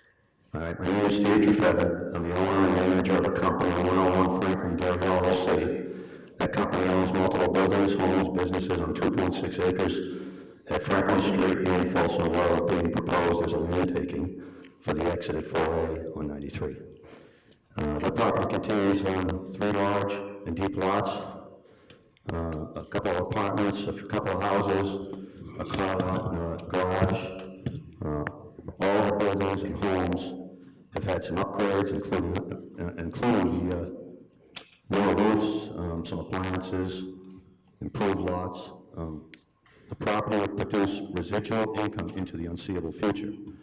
The commercial units are at a very high approved use, unavailable at most properties. There's an additional 1.7 acres of land there zoned general commercial, not needed for exit 4A, that only requires a simple planning board approval to build. For the record, I was originally not for the exit and spoke out vocally against it. Once our town council voted for it, I supported the town council's decision with a cautious voice as to the cost overruns for the town of Derry. The state will be taking over $3 million, probably closer to $4 million of assessed value properties off the Derry tax rolls. The state needs to work with the landowners only to take what they really need for the exit. Much of the unneeded property needs to remain with the landowners. The state needs to assist the owners with curb cuts as needed and speed up the process with the landowners to allow those owners to start building on the remaining land. The replacement of those buildings, the businesses in Derry, along with the replaced tax roll, is not negotiable. My questions are as follows. Does the state intend to take only the property needed for the highway, or does the state intend to take the very deep lots where 75% is not needed for the highway? I understand under the state, under the law of public use, they can take the property, and obviously the highway would be public use, but also under the Kilo case with the city of New London, the necessity doctrine requires that a condemnor, which is the state, justify that the proposed taking is reasonably necessary for the stated purpose. Also under Kilo, the Supreme Court has ruled from a previous case, when examining the language of a statute, we ascribe to the plain and ordinary meaning of the words used.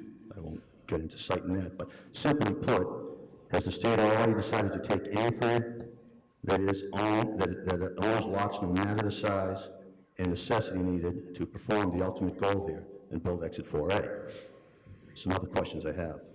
How will the state appraise the property where the uses are minimal, along with the residual income that should be realized for many decades to come? How will the additional land not needed by the state on the property be affected and treated? My land would include a proposed use allowed by zoning, only in planning board approval for another building from 12 to 30,000 feet. We'll replace some of those buildings and maybe house some of those buildings, house some of these businesses that are going to be 25 of them is what you have. How will the state compensate us for the residual lost income and city income in the event that we have early move-outs after our tenants have realized that taking is now a reality? What will the state do in the event that there is no rental housing for the tenants who need to rent a house, 4 bedrooms that allow dogs, animals, 3 to 4 children? What will the state do about the approval that will cost many thousands of dollars and sometimes take over a year for approvals? So if the state takes our land and then they somehow sell it after 2023, by the time it's, you go through planning again and everything, that property won't be built until on the tax rolls until probably 2026. And I don't know if that's an acceptable remedy for Derry. Okay, so let me just say. Will the state hold private meetings with the owners affected for the takings, or will the state file with the BTLA and notify the owners to start a costly process that both the owners and the state hopefully don't need to go through? Will the properties be subject to state and federal taxes? The gentleman was nice enough to tell us he'll give us an appraised value, but there goes 20%. So we're going to all lose a lot of money, and it's going to be a pretty fast process once you come up with an appraised value. Finally, what does the state have in the coffers, and this is an important question, to purchase the property for Exit 4A? In one handout that we received, 12 residents, 5 business units, and 25 businesses. In that handout, it said $41 million was needed for the construction, $850,000 for the moving to transition lines, and a budget of $56.6 million. My question is here, and it's very direct, what does the state have in their coffers to acquire the land they want to acquire? Okay. I have many other concerns and issues of compensation and the legality of such a taking, and maybe based on the simple appraised values that need to be discussed and agreed on. I remain confident that an agreement can be made and look forward to negotiating with the state. Questions? Thank you. And if you would, Steve, print your name there on the sheet, and I'll call the next person, which is Diane Gurgis. Diane?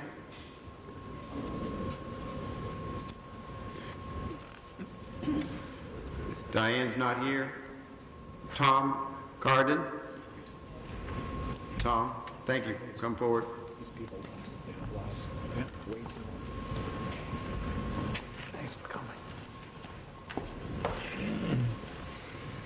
Please state your name. Yeah, my name is Tom Carden. I live in Derry. I've been following this project since early 90s when it made sense. Today I'm opposed to the project. I was pretty interesting. I don't know if any of you remember Roberta Rodriguez. She worked on the advisory board for the 4A exit, and she's always been a proponent of it. I've always kind of been opposed to it. She called me the other day, and we were talking, and she said, "So do you think 4A is going to go through?" And I said, "Yeah, I do think it's going to go through." I said, "What do you think?" And she says, "I don't think it's going to go through."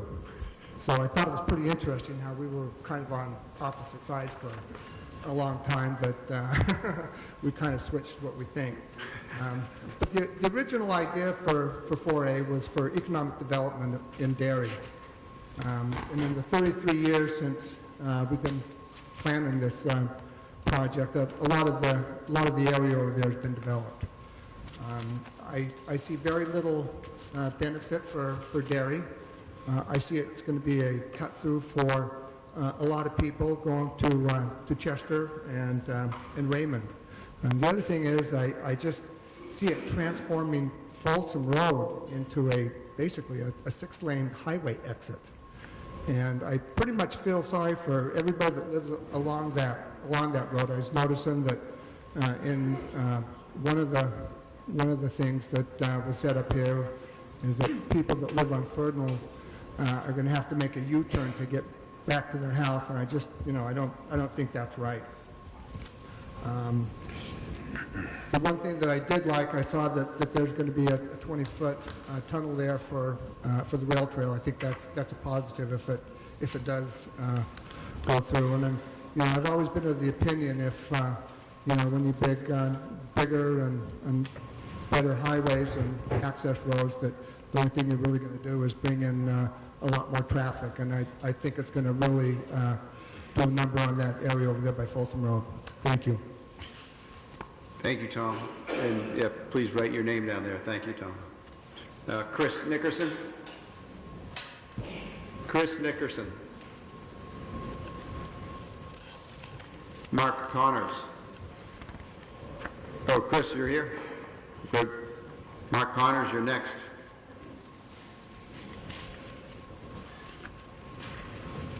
Good evening, Mr. Chairman, members of the committee. For the record, my name is Chris Nickerson. I'm here as an owner's representative on behalf of... Sorry about that. Good evening, Mr. Chairman, members of the committee. For the record, my name is Chris Nickerson. I'm here as an owner's representative on behalf of the property owners at 6, 9, 11, 14, and 15 Shanino Road. These are located in the vicinity of Station 1088 and about 1100. Some of you may recognize these properties as the Overlook Medical Community that collectively controls about 125,000 square feet medical office space with expansion room for another 75,000 feet of office space on their site. Within this community are some of the largest independent practices in the state. Some of the folks might recognize Derry Medical Center, Concord Orthopedics, Derry Imaging Center, Southern New Hampshire Internal Medicine Associates, just to name a few. Yep. I'd ask that the committee take a look and recognize the stake, certainly a large one, that the medical community has in this project, and wholly offer that my clients, those individuals at 6, 9, 11, 14, and 15 Shanina Road, wholly support this project. And that's for 3 reasons. The first one is economic development. Medical community in Derry has participated in quality development, some of which, like Derry Medical Center, have been in the community for over 60 years. I'm sure there's plenty of patients in this room right now have seen the buildings we've built and the product that we brought to market, and can see that it is indeed a quality product. The second, for that, I'd offer to this, to this committee that infrastructure is wholly a component of quality economic development. We support that. The second thing that I would offer, or a reason for supporting this project, is improved access to care for patients. As I mentioned, the Overlook Medical Community has over 125,000 feet of medical office space. As such, we're not only a community service provider, but rather a regional service provider. So patients travel throughout the entire southern New Hampshire region to receive our services. This project, and specifically the new interchange, undoubtedly help to provide that regional access to care that we have the ability to provide. Third reason for supporting this project would be higher quality care that we can provide to patients. The overlooked medical community has shown, quite simply, that the days of having to travel to Boston for every little procedure are over. We have MRI, CT, nuclear medicine, virtually any diagnostic scan that a patient is looking for is available in Derry. Part of that is the development that we've done and the subspecialties that we've been able to bring to this center. The addition of this new interchange, the addition of these infrastructure improvements allow us to attract more of those subspecialties, and as such bring, again, a higher quality care to our patients and to the community at large. Beyond that, I just offer that due to the developments that we have in the project, or excuse me, in the location, we have quite a considerable amount of data, specifically site-generated traffic for each of our buildings. And if that's something that we can help provide to the design team, we'd be more than happy to. Thank you, Chris. Thank you. Mark Connors, you are next.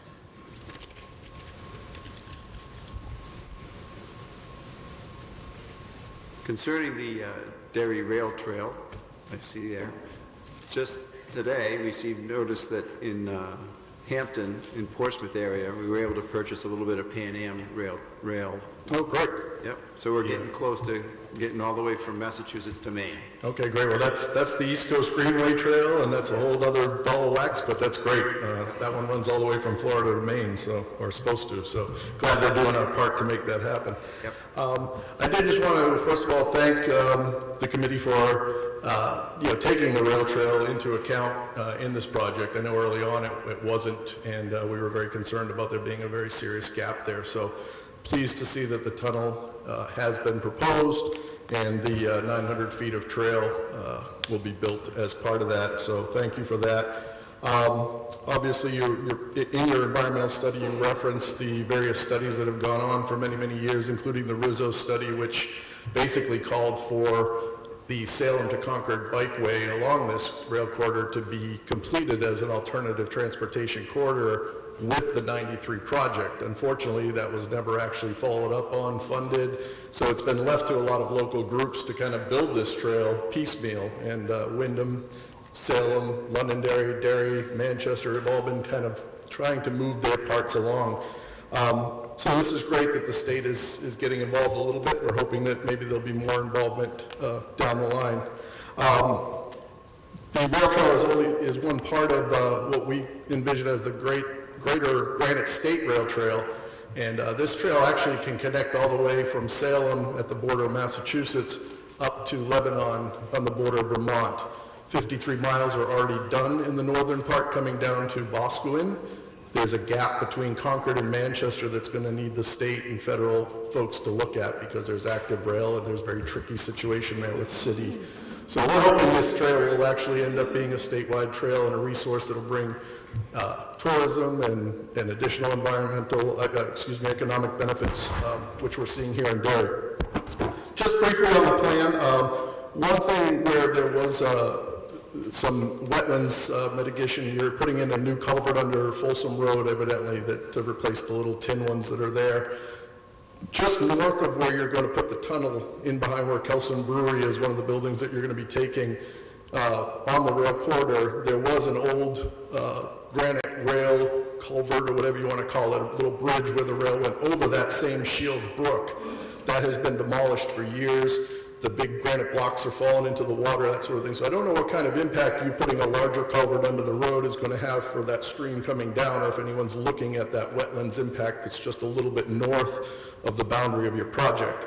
On the map over there, it's actually dead center where the H is for the historic designation of the rail corridor. So someone might just want to look at that. You may want to be thinking about putting in some sort of a box culvert or something for the stream to appropriately flow through there, because if you open it up downstream, I think you're going to have a lot of erosion of the rail corridor just north of there, since there's no proper culvert. One other thing, from the rail trails perspective, and again, we appreciate that the project's even considering putting the tunnel in, but we have basically a 1 mile section between where your project is and the Londonderry line now. Londonderry Trailways has brought their trail all the way south to Route 28 at Seasons Lane. We've brought our trail all the way up to Hood Park, and we have funding to actually get it across the dam and up to North High Street. That would have been done last year, but there's been some reconstruction of the dam at Hood Pond that was required by the New Hampshire DES. We're hopeful that maybe the state or folks involved in this project would look at that 1 mile section between the completed section. While you're doing this, it's probably pennies on the dollar to add and pave that section while you have all of this going on to complete that section of missing trail. We do realize that it's actually privately held land. There's a lot of different pieces that come together with this regarding the project that's going on in Londonderry, but just looking at the bigger picture. So we're happy to have what you're doing. If you can do a little bit more, that'd be great. And hopefully someone will really take a look at the full Granite State Rail Trail project. And in my lifetime, maybe we'll see that happen. Thank you. Yes. Thank you, Mark. Please put your name and address. Nancy Francis. Nancy Francis. If Nancy's not here, is Ashley Hazelton? Thank you very much.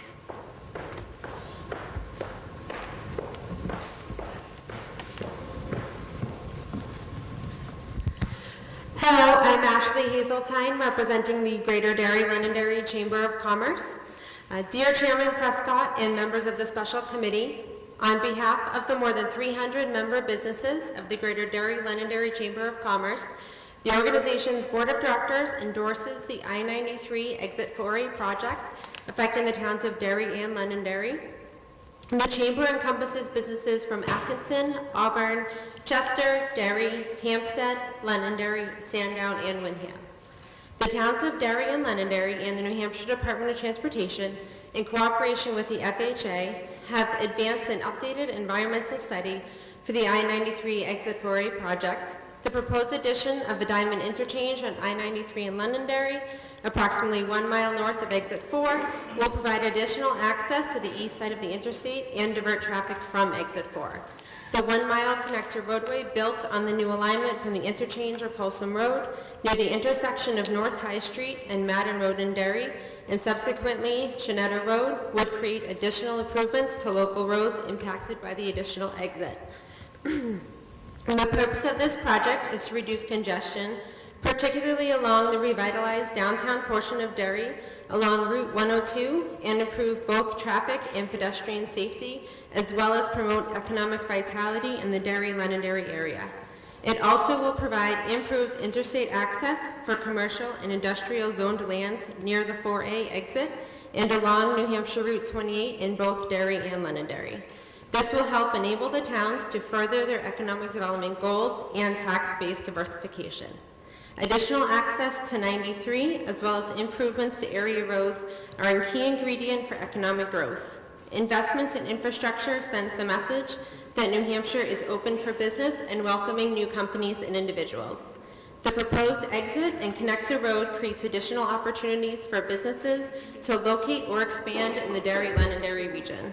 Our communities have seen large employers locate outside of our region, including in other states, due to transportation concerns. That trend is sure to continue if we do not continuously look to improve our region's infrastructure. In short, completing the I-93 Exit 4A project will be a win for business and residential consumers alike. Thank you for your consideration of our position. Thank you, Ashley. Matthew Murphy. Matthew. Larry Ryder. Thank you, Larry.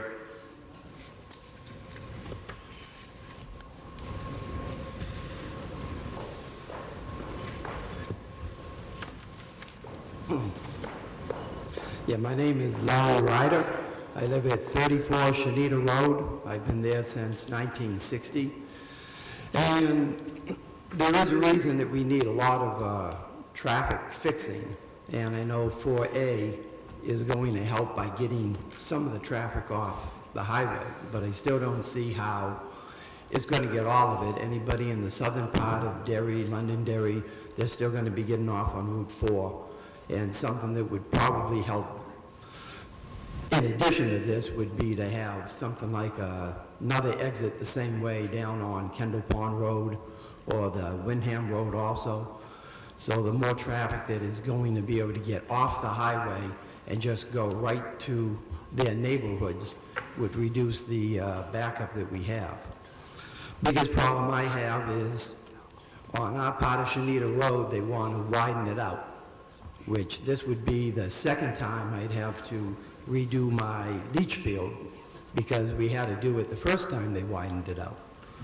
I'm not sure how having the extra 4-foot lanes or 5-foot lanes on either side is really going to help on the traffic.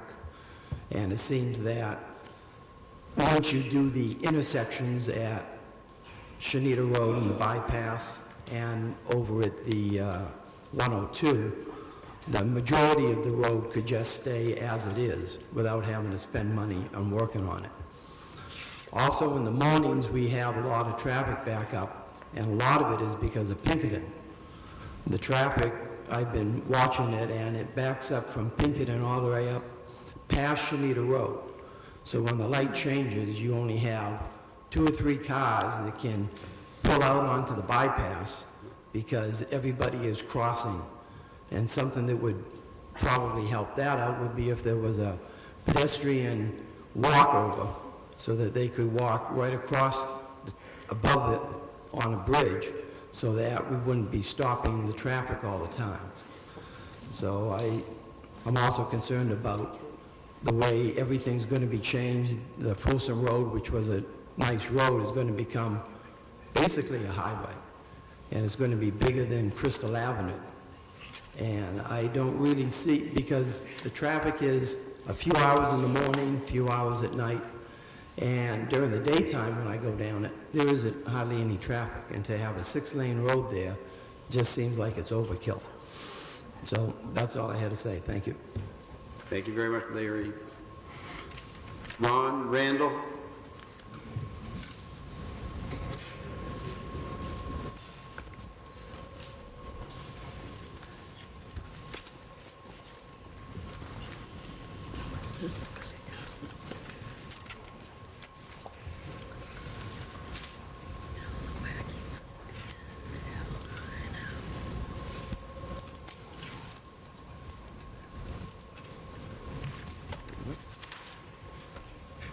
Good evening, Ron. Good evening.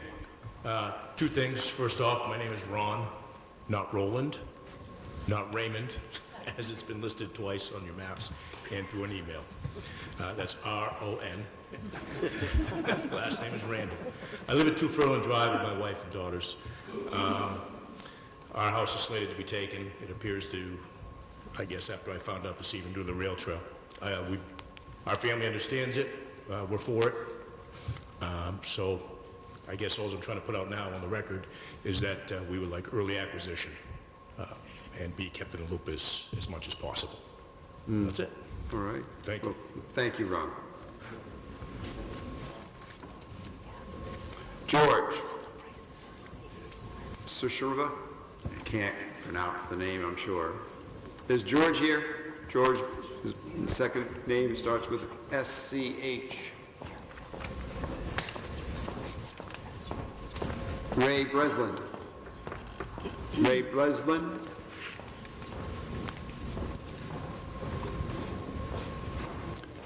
Would anyone else like to speak? Oh, Ray, you're here. Good.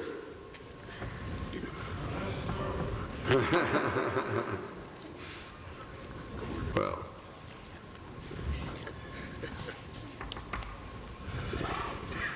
Ray Breslin, I'm from Londonderry, and I've heard a lot of positive comments about this, and but I'm not an engineer, I'm not an expert, but it seems to me that putting this on this route number 5, or whatever we're calling it here, alternate number 5, and putting all this traffic back towards the direction of Derry in a very heavily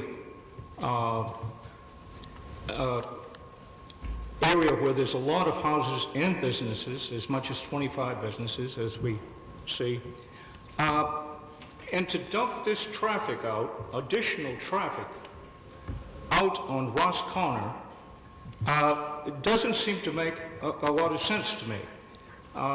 As it stands right now, Ross Corner has been improved in the past 5 years, but it is an extremely busy intersection. And beyond that, going up Shanita Road still has room for more businesses, but we're going to limit the turning of traffic from people coming out of those condos. They either got to go towards the northeast, they can't go to the left, or they've got to cut through their development, or go up or cut through the development, come out on Pinkham Road. To me, it seems though that we're picking this Route A as the best possible route, and quite frankly, I don't agree. Looking at the Exit 4A preliminary draft, if you're going to have the exit, the diamond exit off 93, in the location where you're showing it, which is where a utility corridor goes across, I don't have any problem with that. But to send the traffic back into a heavily residential area where there's a lot of businesses, a lot of traffic, Ash Street, a lot of people cut through from Pillsbury to Ash Street to avoid going through the town of Derry. That's true. But that traffic's not going to go away. We've got additional traffic coming.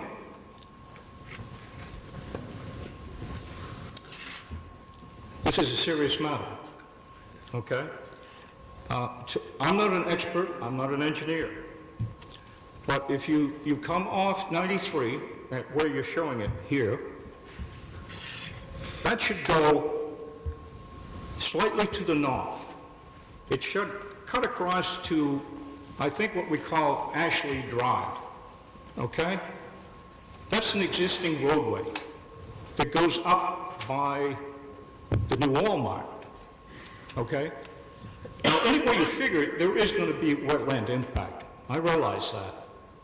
You've got Shields Brook, you've got other wetland there. And by the way, I haven't seen any soil studies. I assume the environmental impact study is going to show that, which we've been waiting for, I don't know, 30 years. There's a lot of wetland in this area we're talking about making into industrial land. There's a lot of, it's not flat land. There's a lot of high elevation, okay? It's not like it's going to be, we're going to put road in and we're just going to build buildings. If anything, oh, by the way, there's a utility easement going north and south, I believe, in there too. If we're talking about putting in a culvert for the rail trail, I think you're going to be putting culvert in wetland. Now, unless, of course, you put it up above the water table, which would have to be. But that's kind of a, with Shield Brook coming down through there, potentially that's, I would think, close to a flood zone. Okay? So, I hate to be so negative, but I think from a common sense standpoint, it would make a lot more sense to put this slightly to the north, go up by Ashley Drive, And before you know it, you're going to run into a utility easement. National Grid, whoever's, I believe it's probably National Grid, Eversource, whatever. Now, if you ever travel around the country, you see highways, and right along it, you see high tension, okay? So there's no reason you can't have a roadway paralleling a high tension, okay? Now, getting back to Shenito Road, once you go over 28 bypass, that is a very secondary residential road. It has a very sharp corner, and it has a downhill. If you're coming up that hill in the wintertime, you probably, if it's snow and ice covered, you've got a problem. You're probably going to get stuck, right? Now, what are we going to do? We're going to widen that road? I mean, that road was already redone probably 5 years ago, put all new sidewalks and curbings. We're going to take all that out of there? You go down the end there, and what do you got? You've got a backup of traffic, okay? Oh, we're going to put lights in there. That's going to stop traffic on 28. If you're coming from Chester, you come down that hill, it's quite a steep hill. You come down there in the wintertime, there's no assurance you're going to stop. You get a lot of traffic in the morning, people coming from the area of Raymond and Chester, going towards Derry. They come down over that hill, all the traffic's backed up there. Not a good situation. We're talking about safety here. Are we improving safety? To me, we're putting a lot of, I'm sorry, I'm from Londonderry. We are talking about property in Londonderry here, but this is affecting a lot of people in Derry. I'm not sure in a positive manner. Okay, I've said enough. I'm sorry I'm so negative, but I think it would be important to realize that we have not decided on the route yet. Or have we? Can I ask that question? Have we decided on the route? I think the answer will be coming to you after this evening. Well, in other words... Somebody else may know real quick. Okay. Thank you, Ray. Please put your name and address down there. Thank you for your comments this evening. Is there anyone else that wishes to speak this evening? Please come forward and state your name and address.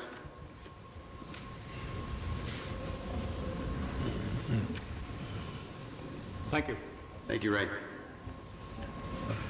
John Madden, me and my wife are on 5 Folsom Road in Derry.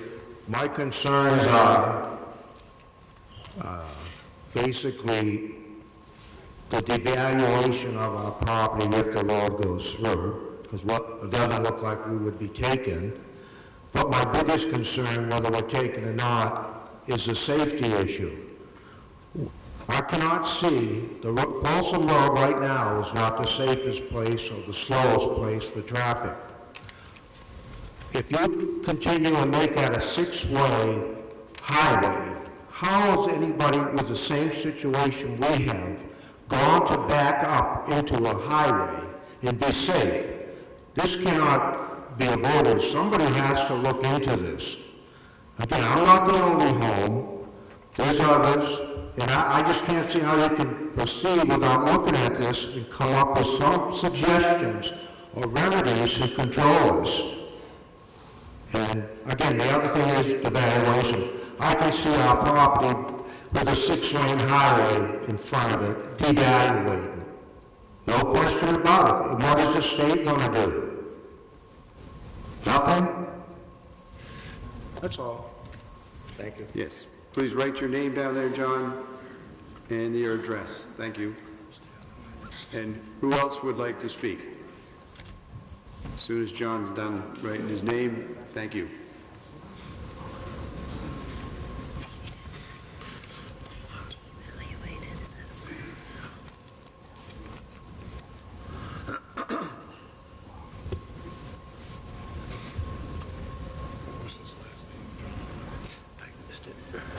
Thank you. We're looking forward to your statement.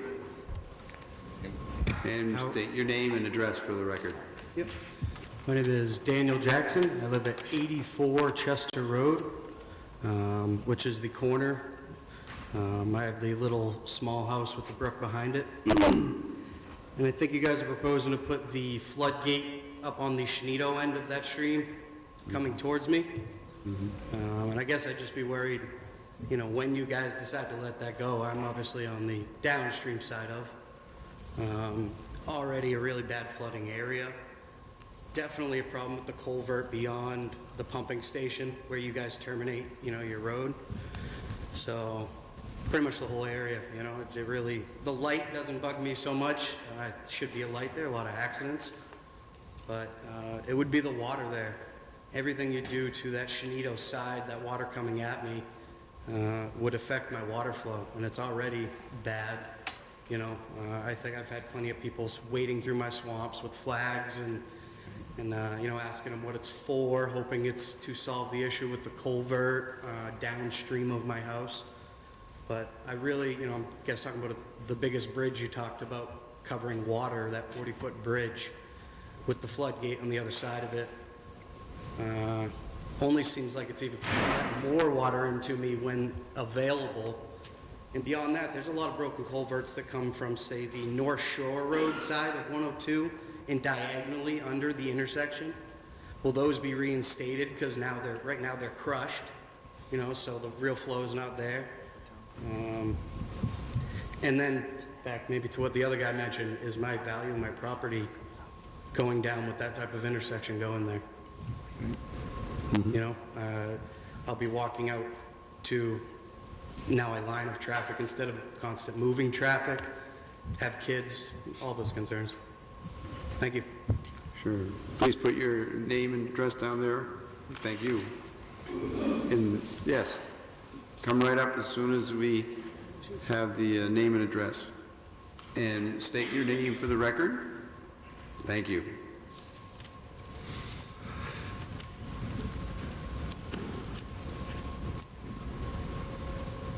Good evening, committee. My name is Alice Archimo calling. I'm right here. I live currently at 87 Franklin Street. I'm on the corner of Franklin and Exeter Street. My husband and I have been there about 20 years now.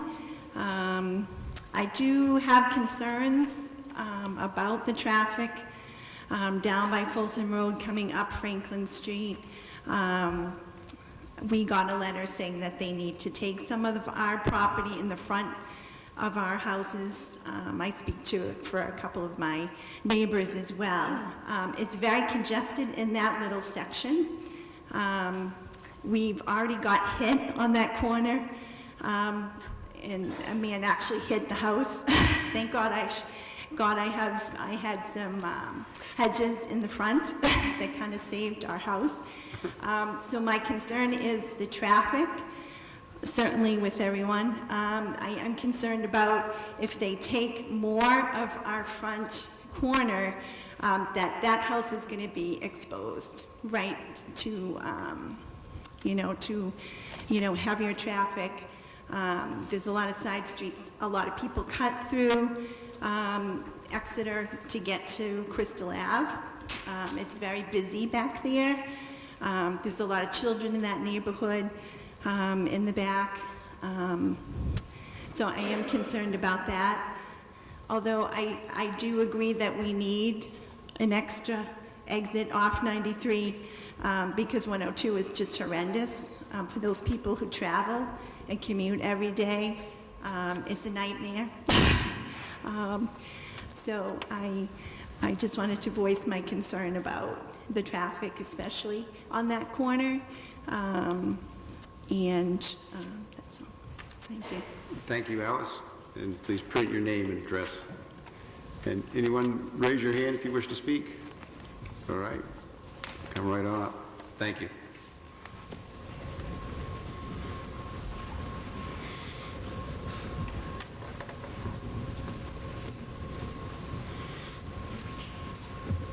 Thanks. Good evening. How you doing? Good. My name's John DeGroot. I own Jake's Auto Body on 80 Chester Road. And my driveway that enters the garage is on Shanita Road. And I look at all you people and you say you're going to make this road a 35-mile-an-hour road. And people on there are doing 60 now. And you're going to straighten it out. I don't know how you're going to propose to do that. I mean, the road is already overtaken with cars. In the afternoon, from 4 to like 7 o'clock, there's probably 2 or 3 miles of cars going up Shanita Road. It's almost impossible for me to get out of the end of my road. And when I road test cars at that time of night, I go out of my road, I go up the hill, go down Beaver Road, go down, come back, and cars will only be like 2 cars. The light's a great idea, but still, you guys need to look at this whole project. That is not going to be a 35-mile-an-hour road. And I praise the Derry police, they do a great job, and they're going to get a lot of money off that road if they sit out there, but it's just going to do nothing but slow it down. So I think you really need to go back and study the whole thing again and see what you're going to do. You're making a road now that's hilly and all around circles, and there's edges and there's corners, and you're going to straighten it out and make it 35? I think you need to go back to the drawing board. That's all I have to say. I've been hearing about this project since 1960, and it hasn't happened yet.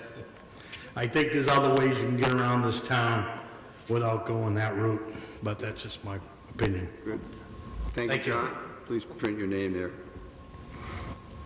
Someone else raise your hand if you'd like to speak.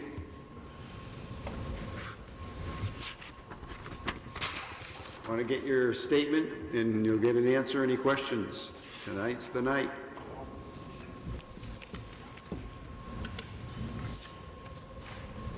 Since there's no indication of anyone remaining who desires to be heard, this hearing is adjourned. Thank you all for being here. You guys talking? Yeah, I'll do it.